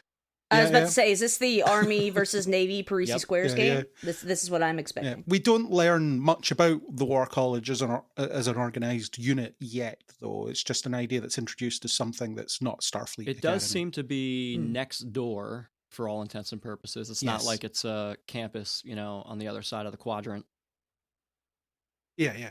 So it's clearly dropping the hint of a rival organization that they can not like and compete with, but not much here. It's just that it exists. Swim across the lake and steal the trophy out of the case and all under the cover of night. Yeah, kidnap their mascot, all that stuff. Yeah. It should be interesting to see. One scene I really enjoyed. Ashley, I'm coming to you for this. Is when we meet up with the head of the War College, and Admiral Vance walks with Captain Aki, and Captain Aki is very relaxed, barefoot. You know how I said how excited I was to have a great positive portrayal of a Southern person, and nobody asked them whether or not they wear shoes, and here she shows up barefoot? I was like, seriously? It's because I said that, wasn't it? Anyway, but again, that made me question, like, oh yeah, they are definitely portraying her as neurodivergent in some way, because she's like, I don't like how the shoes feel. It felt like it was like a sensory issue. Also, she's like, oh, well, then, like, if I'm barefoot, like, the electrons and blah, blah, blah, blah, blah. Like, what? I don't know what any of that means, but sure. Yeah, okay. I hope you don't step on a piece of glass after an enemy right. attack or something. Yeah, she's like, I've already signed all the waivers. I mean, this is why Die Hard's such a great movie. John McClane just has to suffer so much pain walking across broken glass with no shoes on. So, anyway. Yeah, it's a great. I felt that scene was just a great put together of like who these characters are. You know, we know Right. Admiral Vance from Star Trek Discovery, and viewers who had not watched that show are getting a sense of the type of admiral that he is. Very, you know, open, listening, but at the same time, I feel like he's made his decision, and now he's just trying to get validation for that decision. Yeah. Yeah, yeah. Vance is, you know, very by the book, whereas Aki is less so. She's more like, okay, let's think outside the box here. I'm gonna be your favorite quirky college professor because I'm weird and I'm gonna do things my own way, whether it's, you know, seen as professional or not. I didn't catch the name of the president of the War College. Who is that actor? Because it was like Sidal is the guy's name, and Anthony Natal is the actor's name. Okay. Anthony Natal. I was like, he looks really familiar, and I can't figure out where I've seen him from. Yeah, he had that face for me too. Couldn't place it. Yeah. Vance is also a pretty skilled debater, I suppose, because you have that scene where Sidal is trying to take a rise out of him, and where is it in my notes here? Yeah, he says progress is impossible without change, because they're talking about the seat of government for the Federation. It's like, we're thinking about putting it in Paris again. It's like, God, really? You know, you had it there before. That tells us that you're not open to change, because he's picking holes in everything that's being said and really testing them. But Vance says, most people who say they want progress don't really want to change, which makes both impossible. It's not the exact quote, but it's the gist of it. So, and then, and Sidal's like, touche. After that. Yeah. A word that he knows for some reason. But anyway, Vance gives as good as he gets, and he's not bending over backwards for this visiting diplomat or visiting president. He's saying, no, we have made mistakes, which he admits openly at first, but that doesn't mean we have nothing to offer, and it doesn't mean the way you think is correct. Here's a counter. Yeah, and I thought that theme was reflected somewhat in Caleb's actions at the end of the episode, where, you know, Caleb is realizing that, like, actual progress, actually moving forward, means being willing to acknowledge the mistakes of the past that were made, not make excuses for them, not deny that they were mistakes, but just be open and honest about it. And that's the way you move forward. And, you know, I think that was also, you know, kind of reflected in what Vance was saying there, is that, like, most people who say these things, like, aren't actually being honest about what they actually want, and that lack of honesty gets in the way of real progress. Yeah, and Caleb gets a lesson in unity, which is what the Betazoids get as well. This idea of we are better together, we are stronger when we work together. I mean, Tarima literally gives Caleb the missing piece that lets him locate the planet he's looking for. Without her, without reaching out to her for help, he wouldn't have that. He would still be asking the Federation database for a planet it doesn't have in it. And complete futility. He does that like 4 times. It's like, it's not going to be there, guy. It's still not there. It's the same database. That got a little frustrating. I was like, okay, I'm like, you cannot both be boy genius and ask the same goddamn query of the same computer system without changing a single bit about the prompt 5 times in this episode alone. Like, you just can't do that. Those are incompatible ideas. But Tarima gives him that missing piece, and it proves to help him. It gets him closer to his goal. So that's a lesson in togetherness. And then there's an interesting idea about the conversation he has with Aki later in the episode, where it's the together we can build something. When she realizes that I'm trying to help that little boy I failed 15 years ago. I've failed to acknowledge the fact that you're not that little boy anymore, but I'm going to change that. And when you had Caleb eat the fire fruit thinking it was an apple earlier in the episode, and then later on he gets thrown an apple that's actually an apple, it's like this. You know, the Federation seems great on the surface, but it can cause a bit of pain when experienced up close. But it can also offer you that comfort. It can also taste good. It's the root beer thing, isn't it? It's a modern version of the root beer conversation. Interesting. So I liked all that symbolism. I definitely, like, I picked up on the apple, between the fire fruit and the apple, but drawing a line to the root beer, I think that's interesting. That's so interesting. I'm not sure they intended to do it. Did whoever wrote this episode even watch Way of the Warrior? We don't know. I definitely agree with you that there's throughout the first part of this episode, there is a lot of old-fashioned thinking that's not working anymore. Craig, you mentioned here in the note, that Aki sees Beta Z for what it was rather than what it is. And this episode is about changing our perspective and listening to that other side and really understanding that in order to move forward, we need to build something new. She says, I swam in the Opal Sea or whatever. And they're just like, that's not us anymore. We're not that people anymore. And that's a great point. I think a lot of folks, drawing a parallel to our current dynamic, there's always this thought of like the good old days. And when Aki says, you don't need to talk to me about the good old days, I have more than them than you, I thought like, damn, okay, that's real. Like, yes, as a Lanthanite, you're older than, but also here in our time, I have good old days that I remember that I would like to go back to. And my parents have good old days that they remember that they would like to go back to, but they don't look the same. No. They are entirely different, and they're different for everybody. Well, that's a problem that's a problem in our society at the moment with the older generation not understanding the struggles of the younger generation. It's this idea of, well, back in my day, we worked all the hours going and we could afford a house. And it's like, yeah, but you couldn't now. You don't understand. It's not, it's not that I have a Netflix subscription that means that I'm unable to buy my own home. It's the fact that this society is so fundamentally broken that it's impossible. Yeah.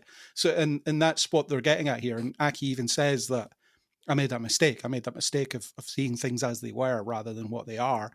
And that's when the offer to, we will make Beta Z the seat of government for the Federation, which guarantees you all that stuff that you want, the infrastructure, investment, the defense, all of that. You don't get you can veto any member you don't like power, because that's not democracy.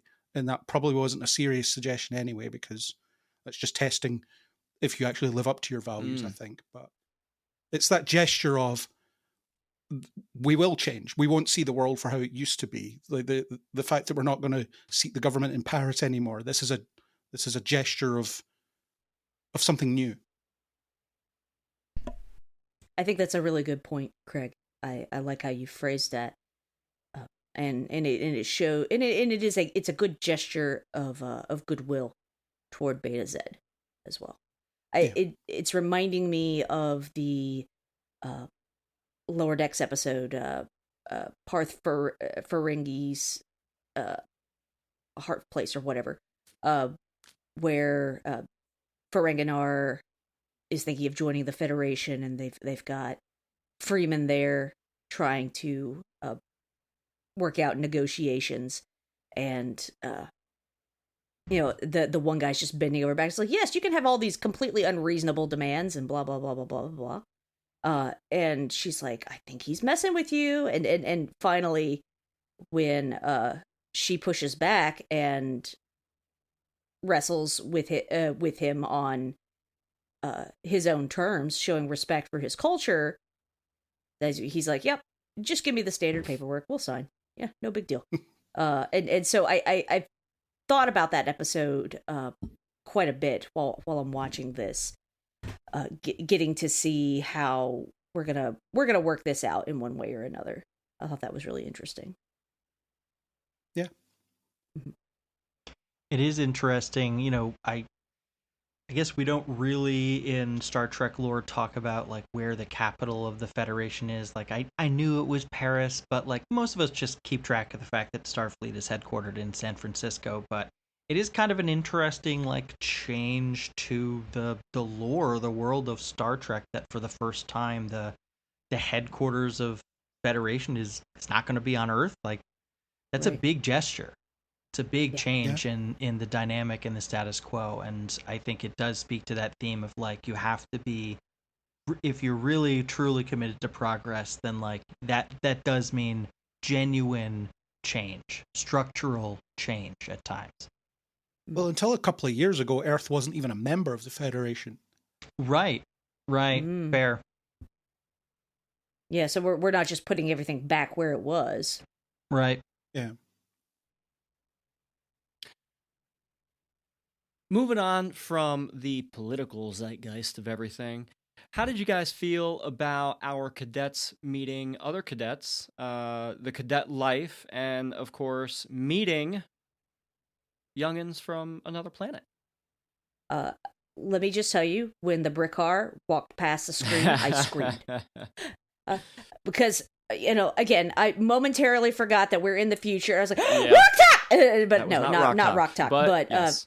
it was not You're Rock Talk. forgiven But for thinking so. the fact that we've got a brick car on screen really, really made my day.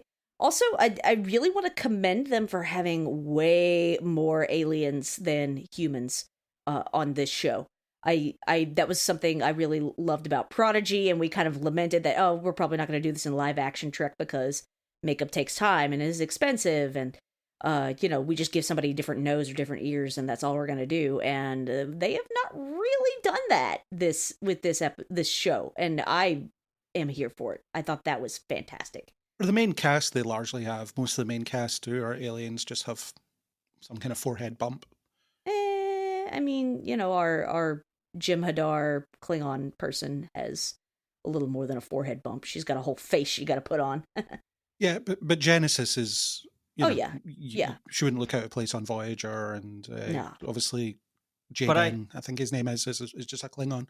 Yeah, Well, I agree, just a Klingon. actually, He's a though. Klingon. I think that's been one of my biggest sort of, background, not a deal breaker kind of complaints about like Strange New Worlds and Discovery and like all these live action Trek shows that we've gotten is, where are all the aliens? Like, Yeah. even in our main cast, like we used to have like more of them be like genuinely alien to to us, to audience members. And I do hope that the direction they've gone so far in just these first couple of episodes with this show, in terms of that kind of representation, for lack of a better word, like I hope that trend continues, because it makes sense. We're like so far in the future, everyone's intermingled with everyone. Like everyone's half something. Like I like the recognition of that reality, and I hope that we get to continue to see that.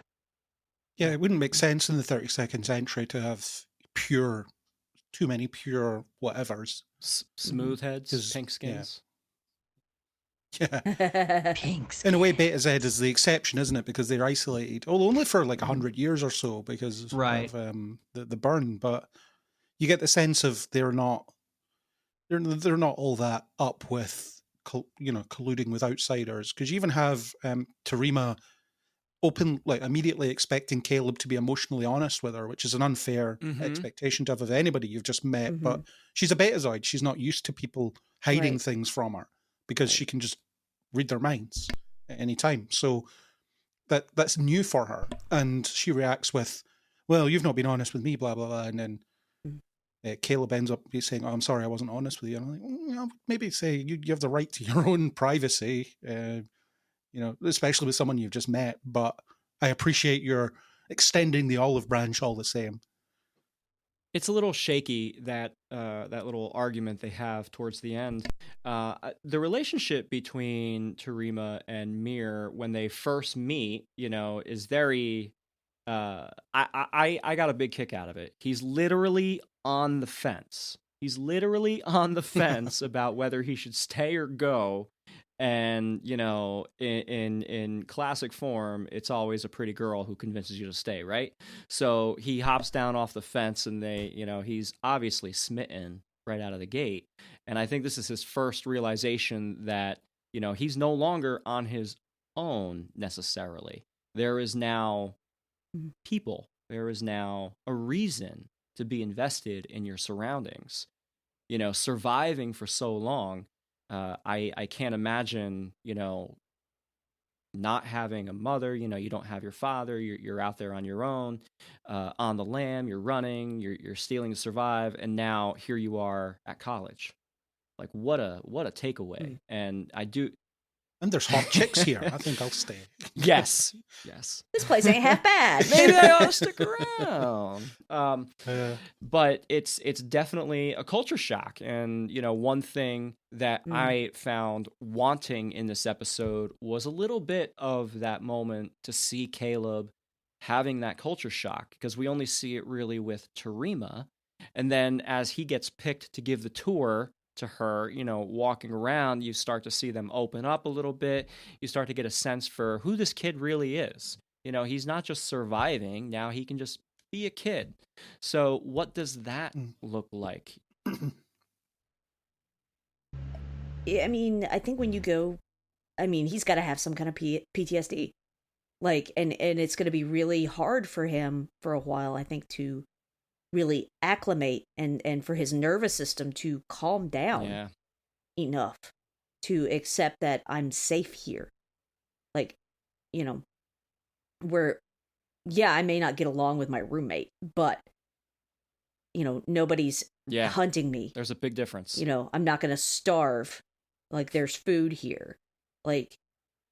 He says, I've never had a bed. I can't even imagine. So he doesn't even know how to make a bed because he's never had one. I got that same kind of emotional gut punch when, Rock Talk can replicate any kind of food she wants from the replicator, but she chooses the NutriGoop because it's the only food she's ever had. I'm like, man.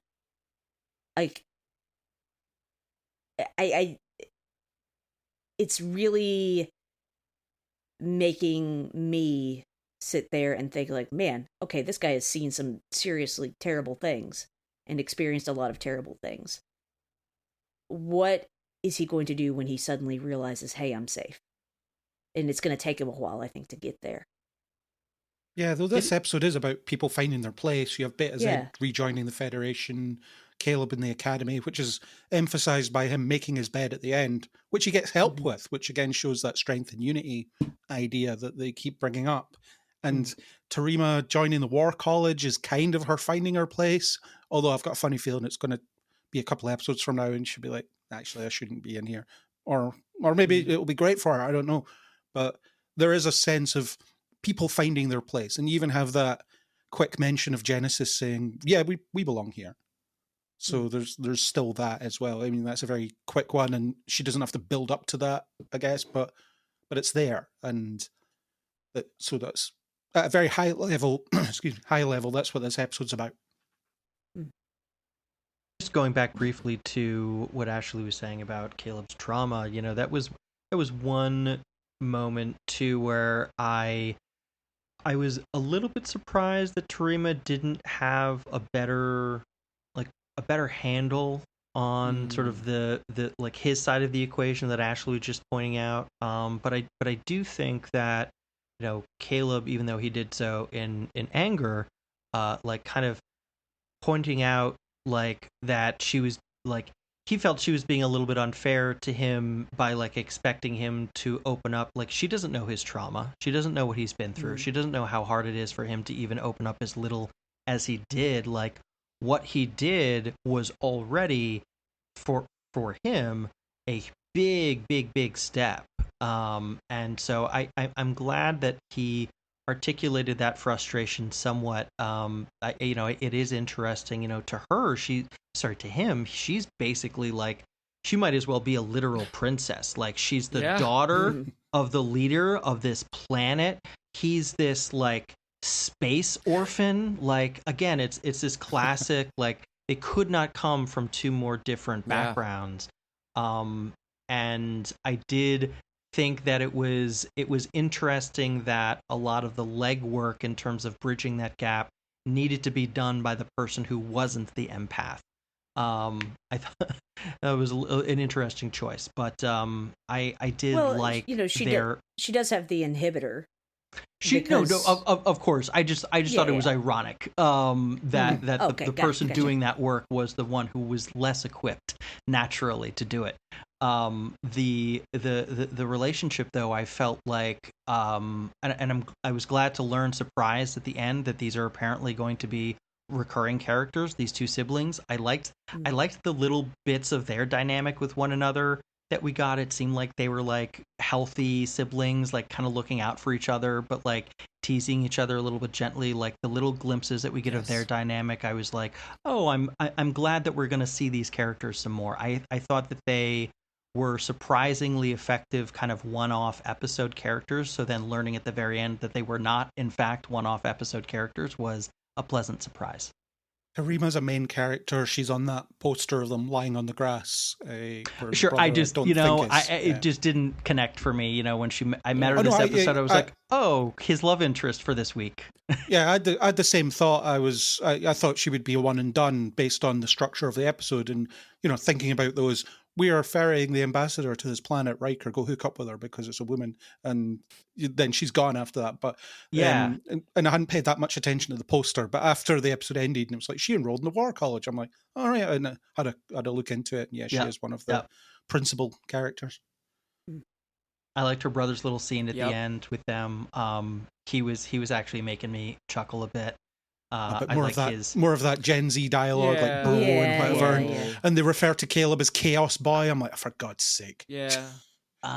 Well, that didn't bug me because I think it's because again these are words that are being translated. The concept of this is someone who's chaotic, that makes sense that he might refer to that. But then I liked how he pivoted to being like, well, he's surprise boy, he's someone who'll surprise you. I guess it was a little Gen Z. I didn't really bounce off of it in that way because it just seemed like it didn't seem like there was any very specific Gen Z slang invoked.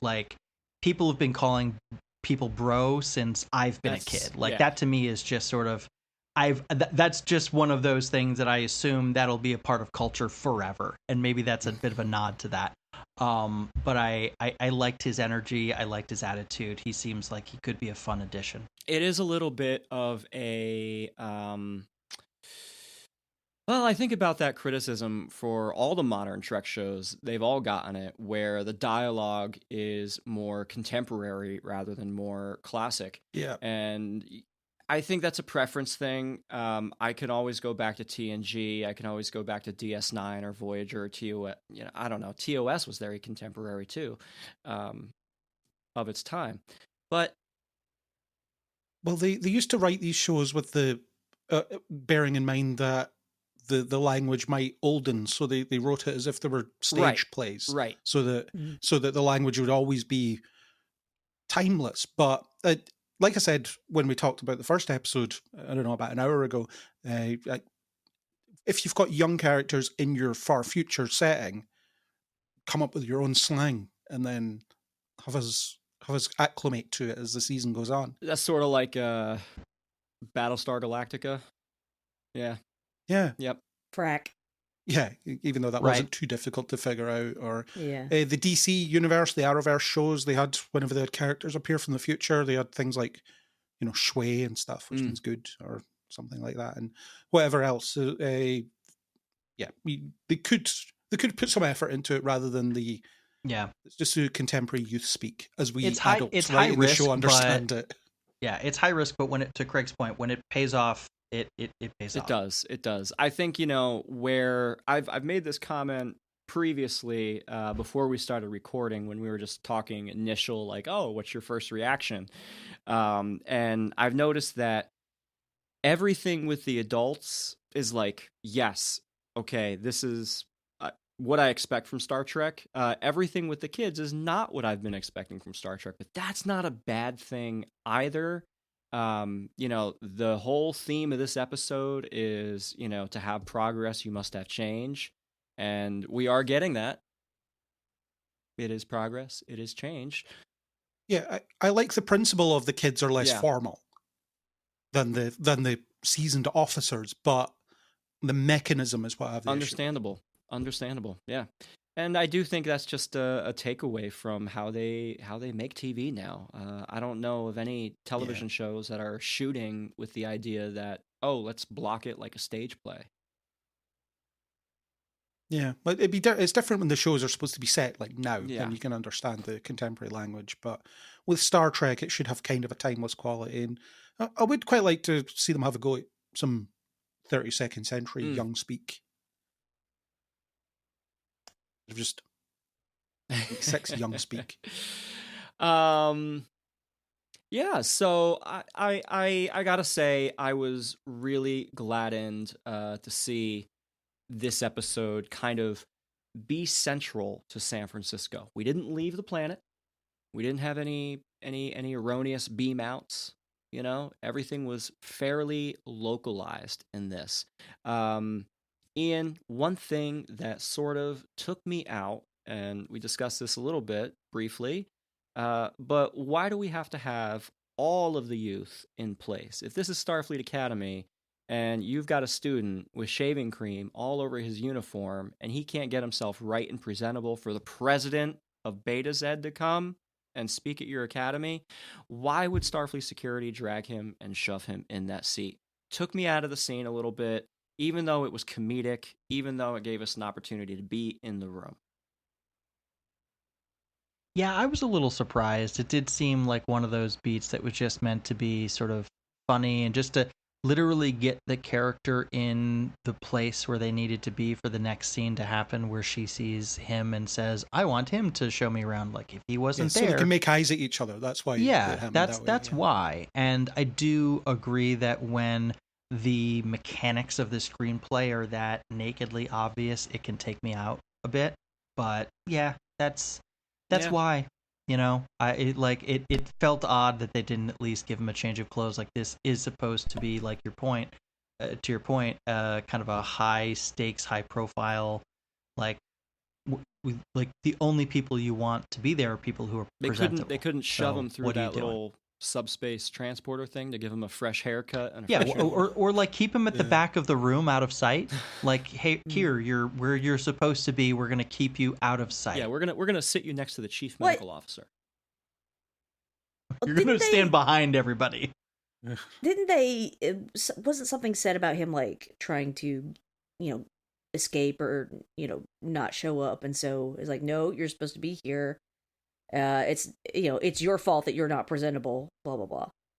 Because instead of going to clean up right after he got hosed down because he got space boogers on him, like he tried to jump the fence. So yeah, I just don't know why the security guards had that attitude. It seemed like they should have gotten the memo about how this is an important reception. Yeah, you want the image to be as perfect as it can be for your visiting officials, and having someone dragged in covered in mucus and for some reason pulling his zip up and down while he's sitting there like a spoiled child. Yeah. And they've embraced zippers in the 32nd century again after centuries of Star Trek avoiding zippers completely. Yep. Zippers, there's no need to evolve on them. They are perfect the way that they are. Except when they get caught. Yeah. Which happens. Yeah. Yep. Or break. Overall, though, towards the end of the episode, when you have that joining of the Federation of Starfleet and Beta Z coming back into the Federation, dramatic overtures, speeches, Captain Ake delivering that 1-2 punch, like, hey, we're going to move Federation headquarters to Beta Z. How about them apples? It really worked well for me. The closeout of that scene, 2 thumbs up. Yeah. Oh, I would agree. Yeah, a lot of this worked for me. It's just the difficulty I'm having with this Academy show giving us a diplomacy plot. Yeah. That isn't a test. It isn't here's a diplomacy test that you need to pass. Or like, here are the students who are in the diplomacy program. Like, like there's some opportunity for, again, like I felt with the pilot episode, I was like, oh, here we're going to see how this real life emergent sort of not everyday event is going to be used as a learning opportunity for these students. And instead, in the premiere episode, it's never mind, we're being attacked. And in this episode, it's like, actually, it's real. Everyone's here. Everyone's here. We're all here. We're all watching these two people talk. Yeah. little bit clumsy. Yeah, but a lot to like in the episode. I mean, I'm still overall more positive than negative. Definitely. A couple things outstanding here is the Doctor having more operatic moments. I have to imagine that they dangled in front of Bob Picardo. Hey, you want to sing some of your opera? Come on back. That's exactly what they did. They literally did. They didn't even offer him money. They just said, we'll let you sing on camera. I liked it when he was accosting Aki about the mucus at the start of the episode in the turbo lift, and she's like, I will do anything to end this conversation, Doctor.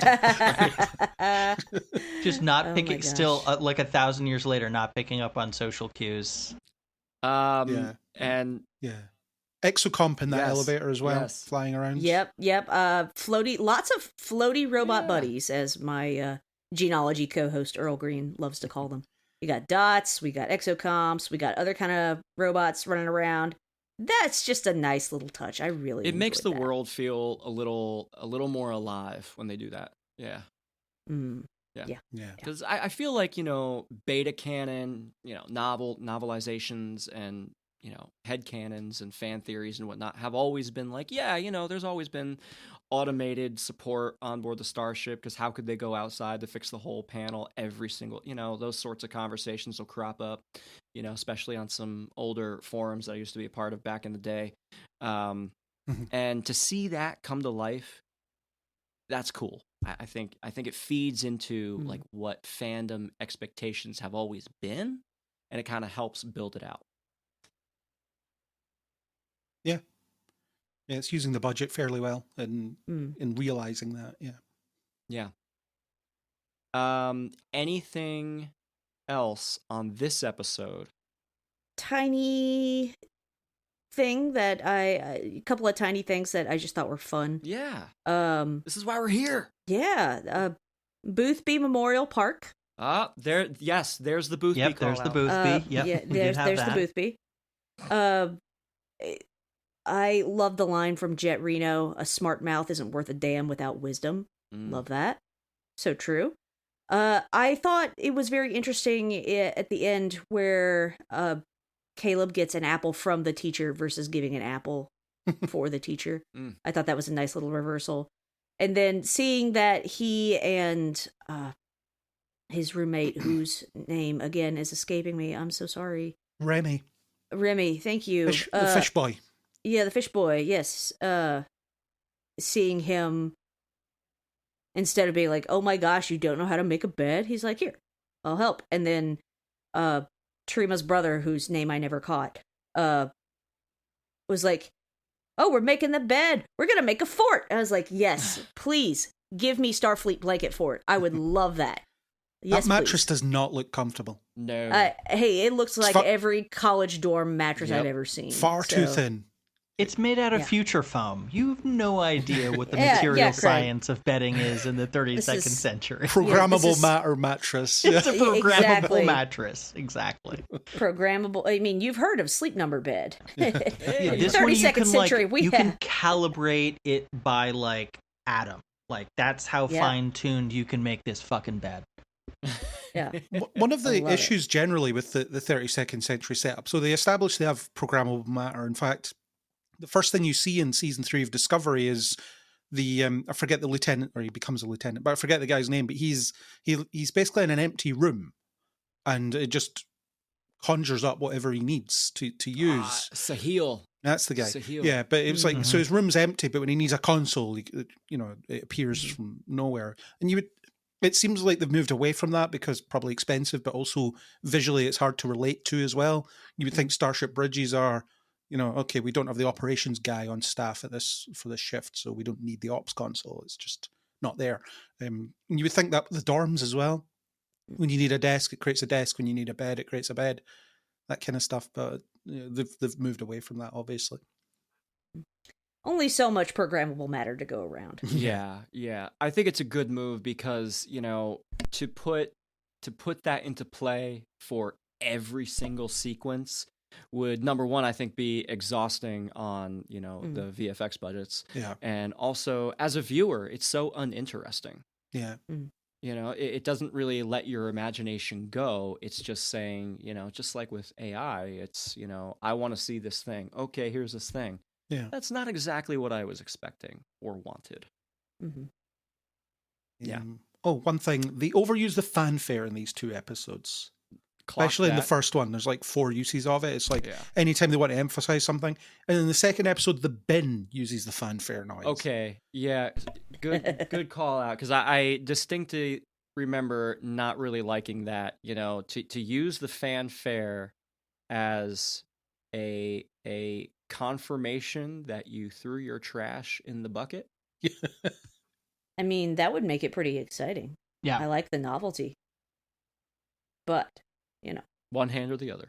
Listen, when I want to feel like I'm doing something epic, when I'm doing chores, I put on the Flash Gordon soundtrack on vinyl because it's like I'm doing the dishes like Flash, and it's like I'm like savior of the universe doing the dishes. That's right.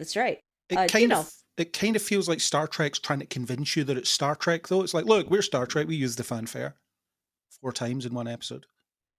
It's funny because that's all. I mean, it's almost a trope with like other things that Gene Roddenberry wrote for before he did Star Trek. He wrote almost 1/10 of the episodes of Have Gun Will Travel, and when Paladin, the guy who has gun and will travel, whenever his business card appears, there is a specific fanfare for the business card. And Earl and I have noticed as we've been covering, we just finished our coverage of that particular show that Gene wrote for. It felt like the business card got bigger and the fanfare got louder every single time. So this is maybe what this is, Craig. It's just an elaborate callback to other Gene Roddenberry works.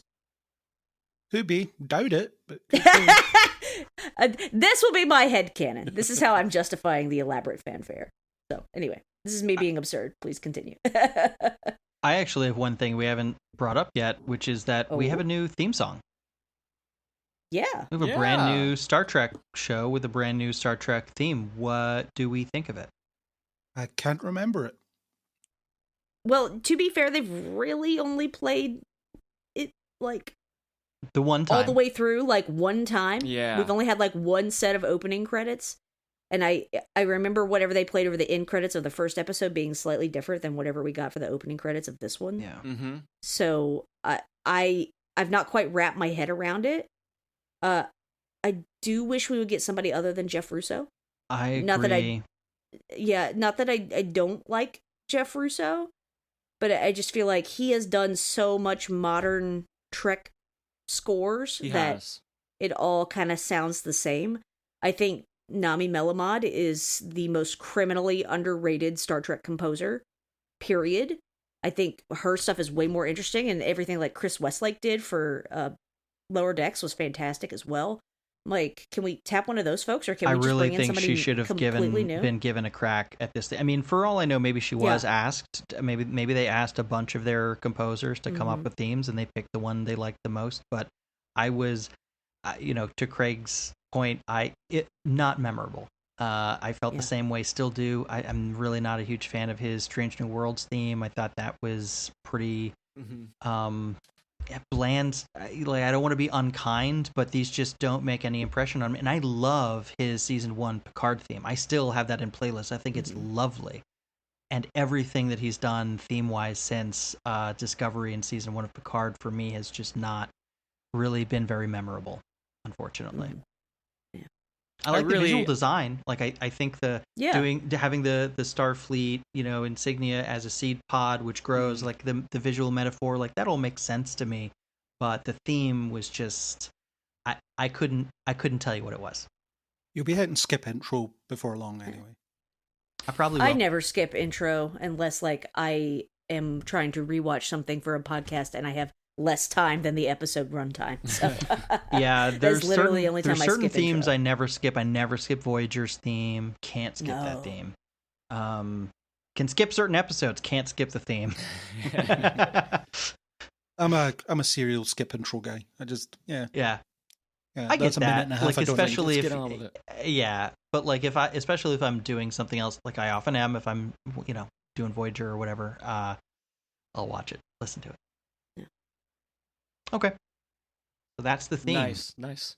The theme, yeah, no, it's the theme of the episode is really lovely. The musical theme of the series is pending a pending review after we've had a couple more listens. My first impression was I like it.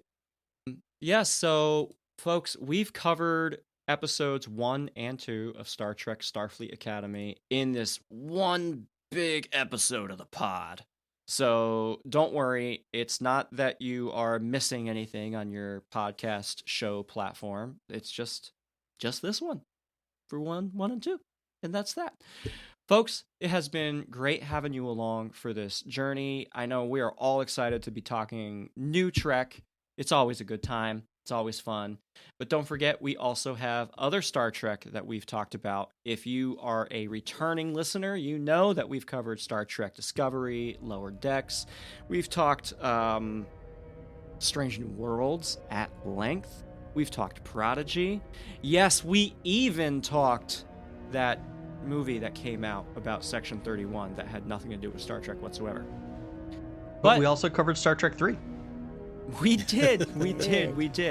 And looking ahead, we will be covering Star Trek Academy. That is the first docket that we have. But as it is now 2026, we have a couple of movie anniversaries this year that we're going to be talking about a little bit. So stay tuned for that. Make sure you're following us on the internet at Starfleet Pod on Blue Sky and Instagram. You can check out our website, wearestarfleetpod.com, which has a listing of all of our episodes. You can find your preferred platform. You can even learn a little bit more about myself, Ian, Ashley, and Craig. And I want to take this time to thank my co-hosts for joining once more for Starfleet Academy. Craig McKenzie, Ian Buckley, Ashley Thomas, and I am Mike Slamer. Thank you all for joining us on this podcast. We are part of the Film Stories Podcast Network, and we will see you next week.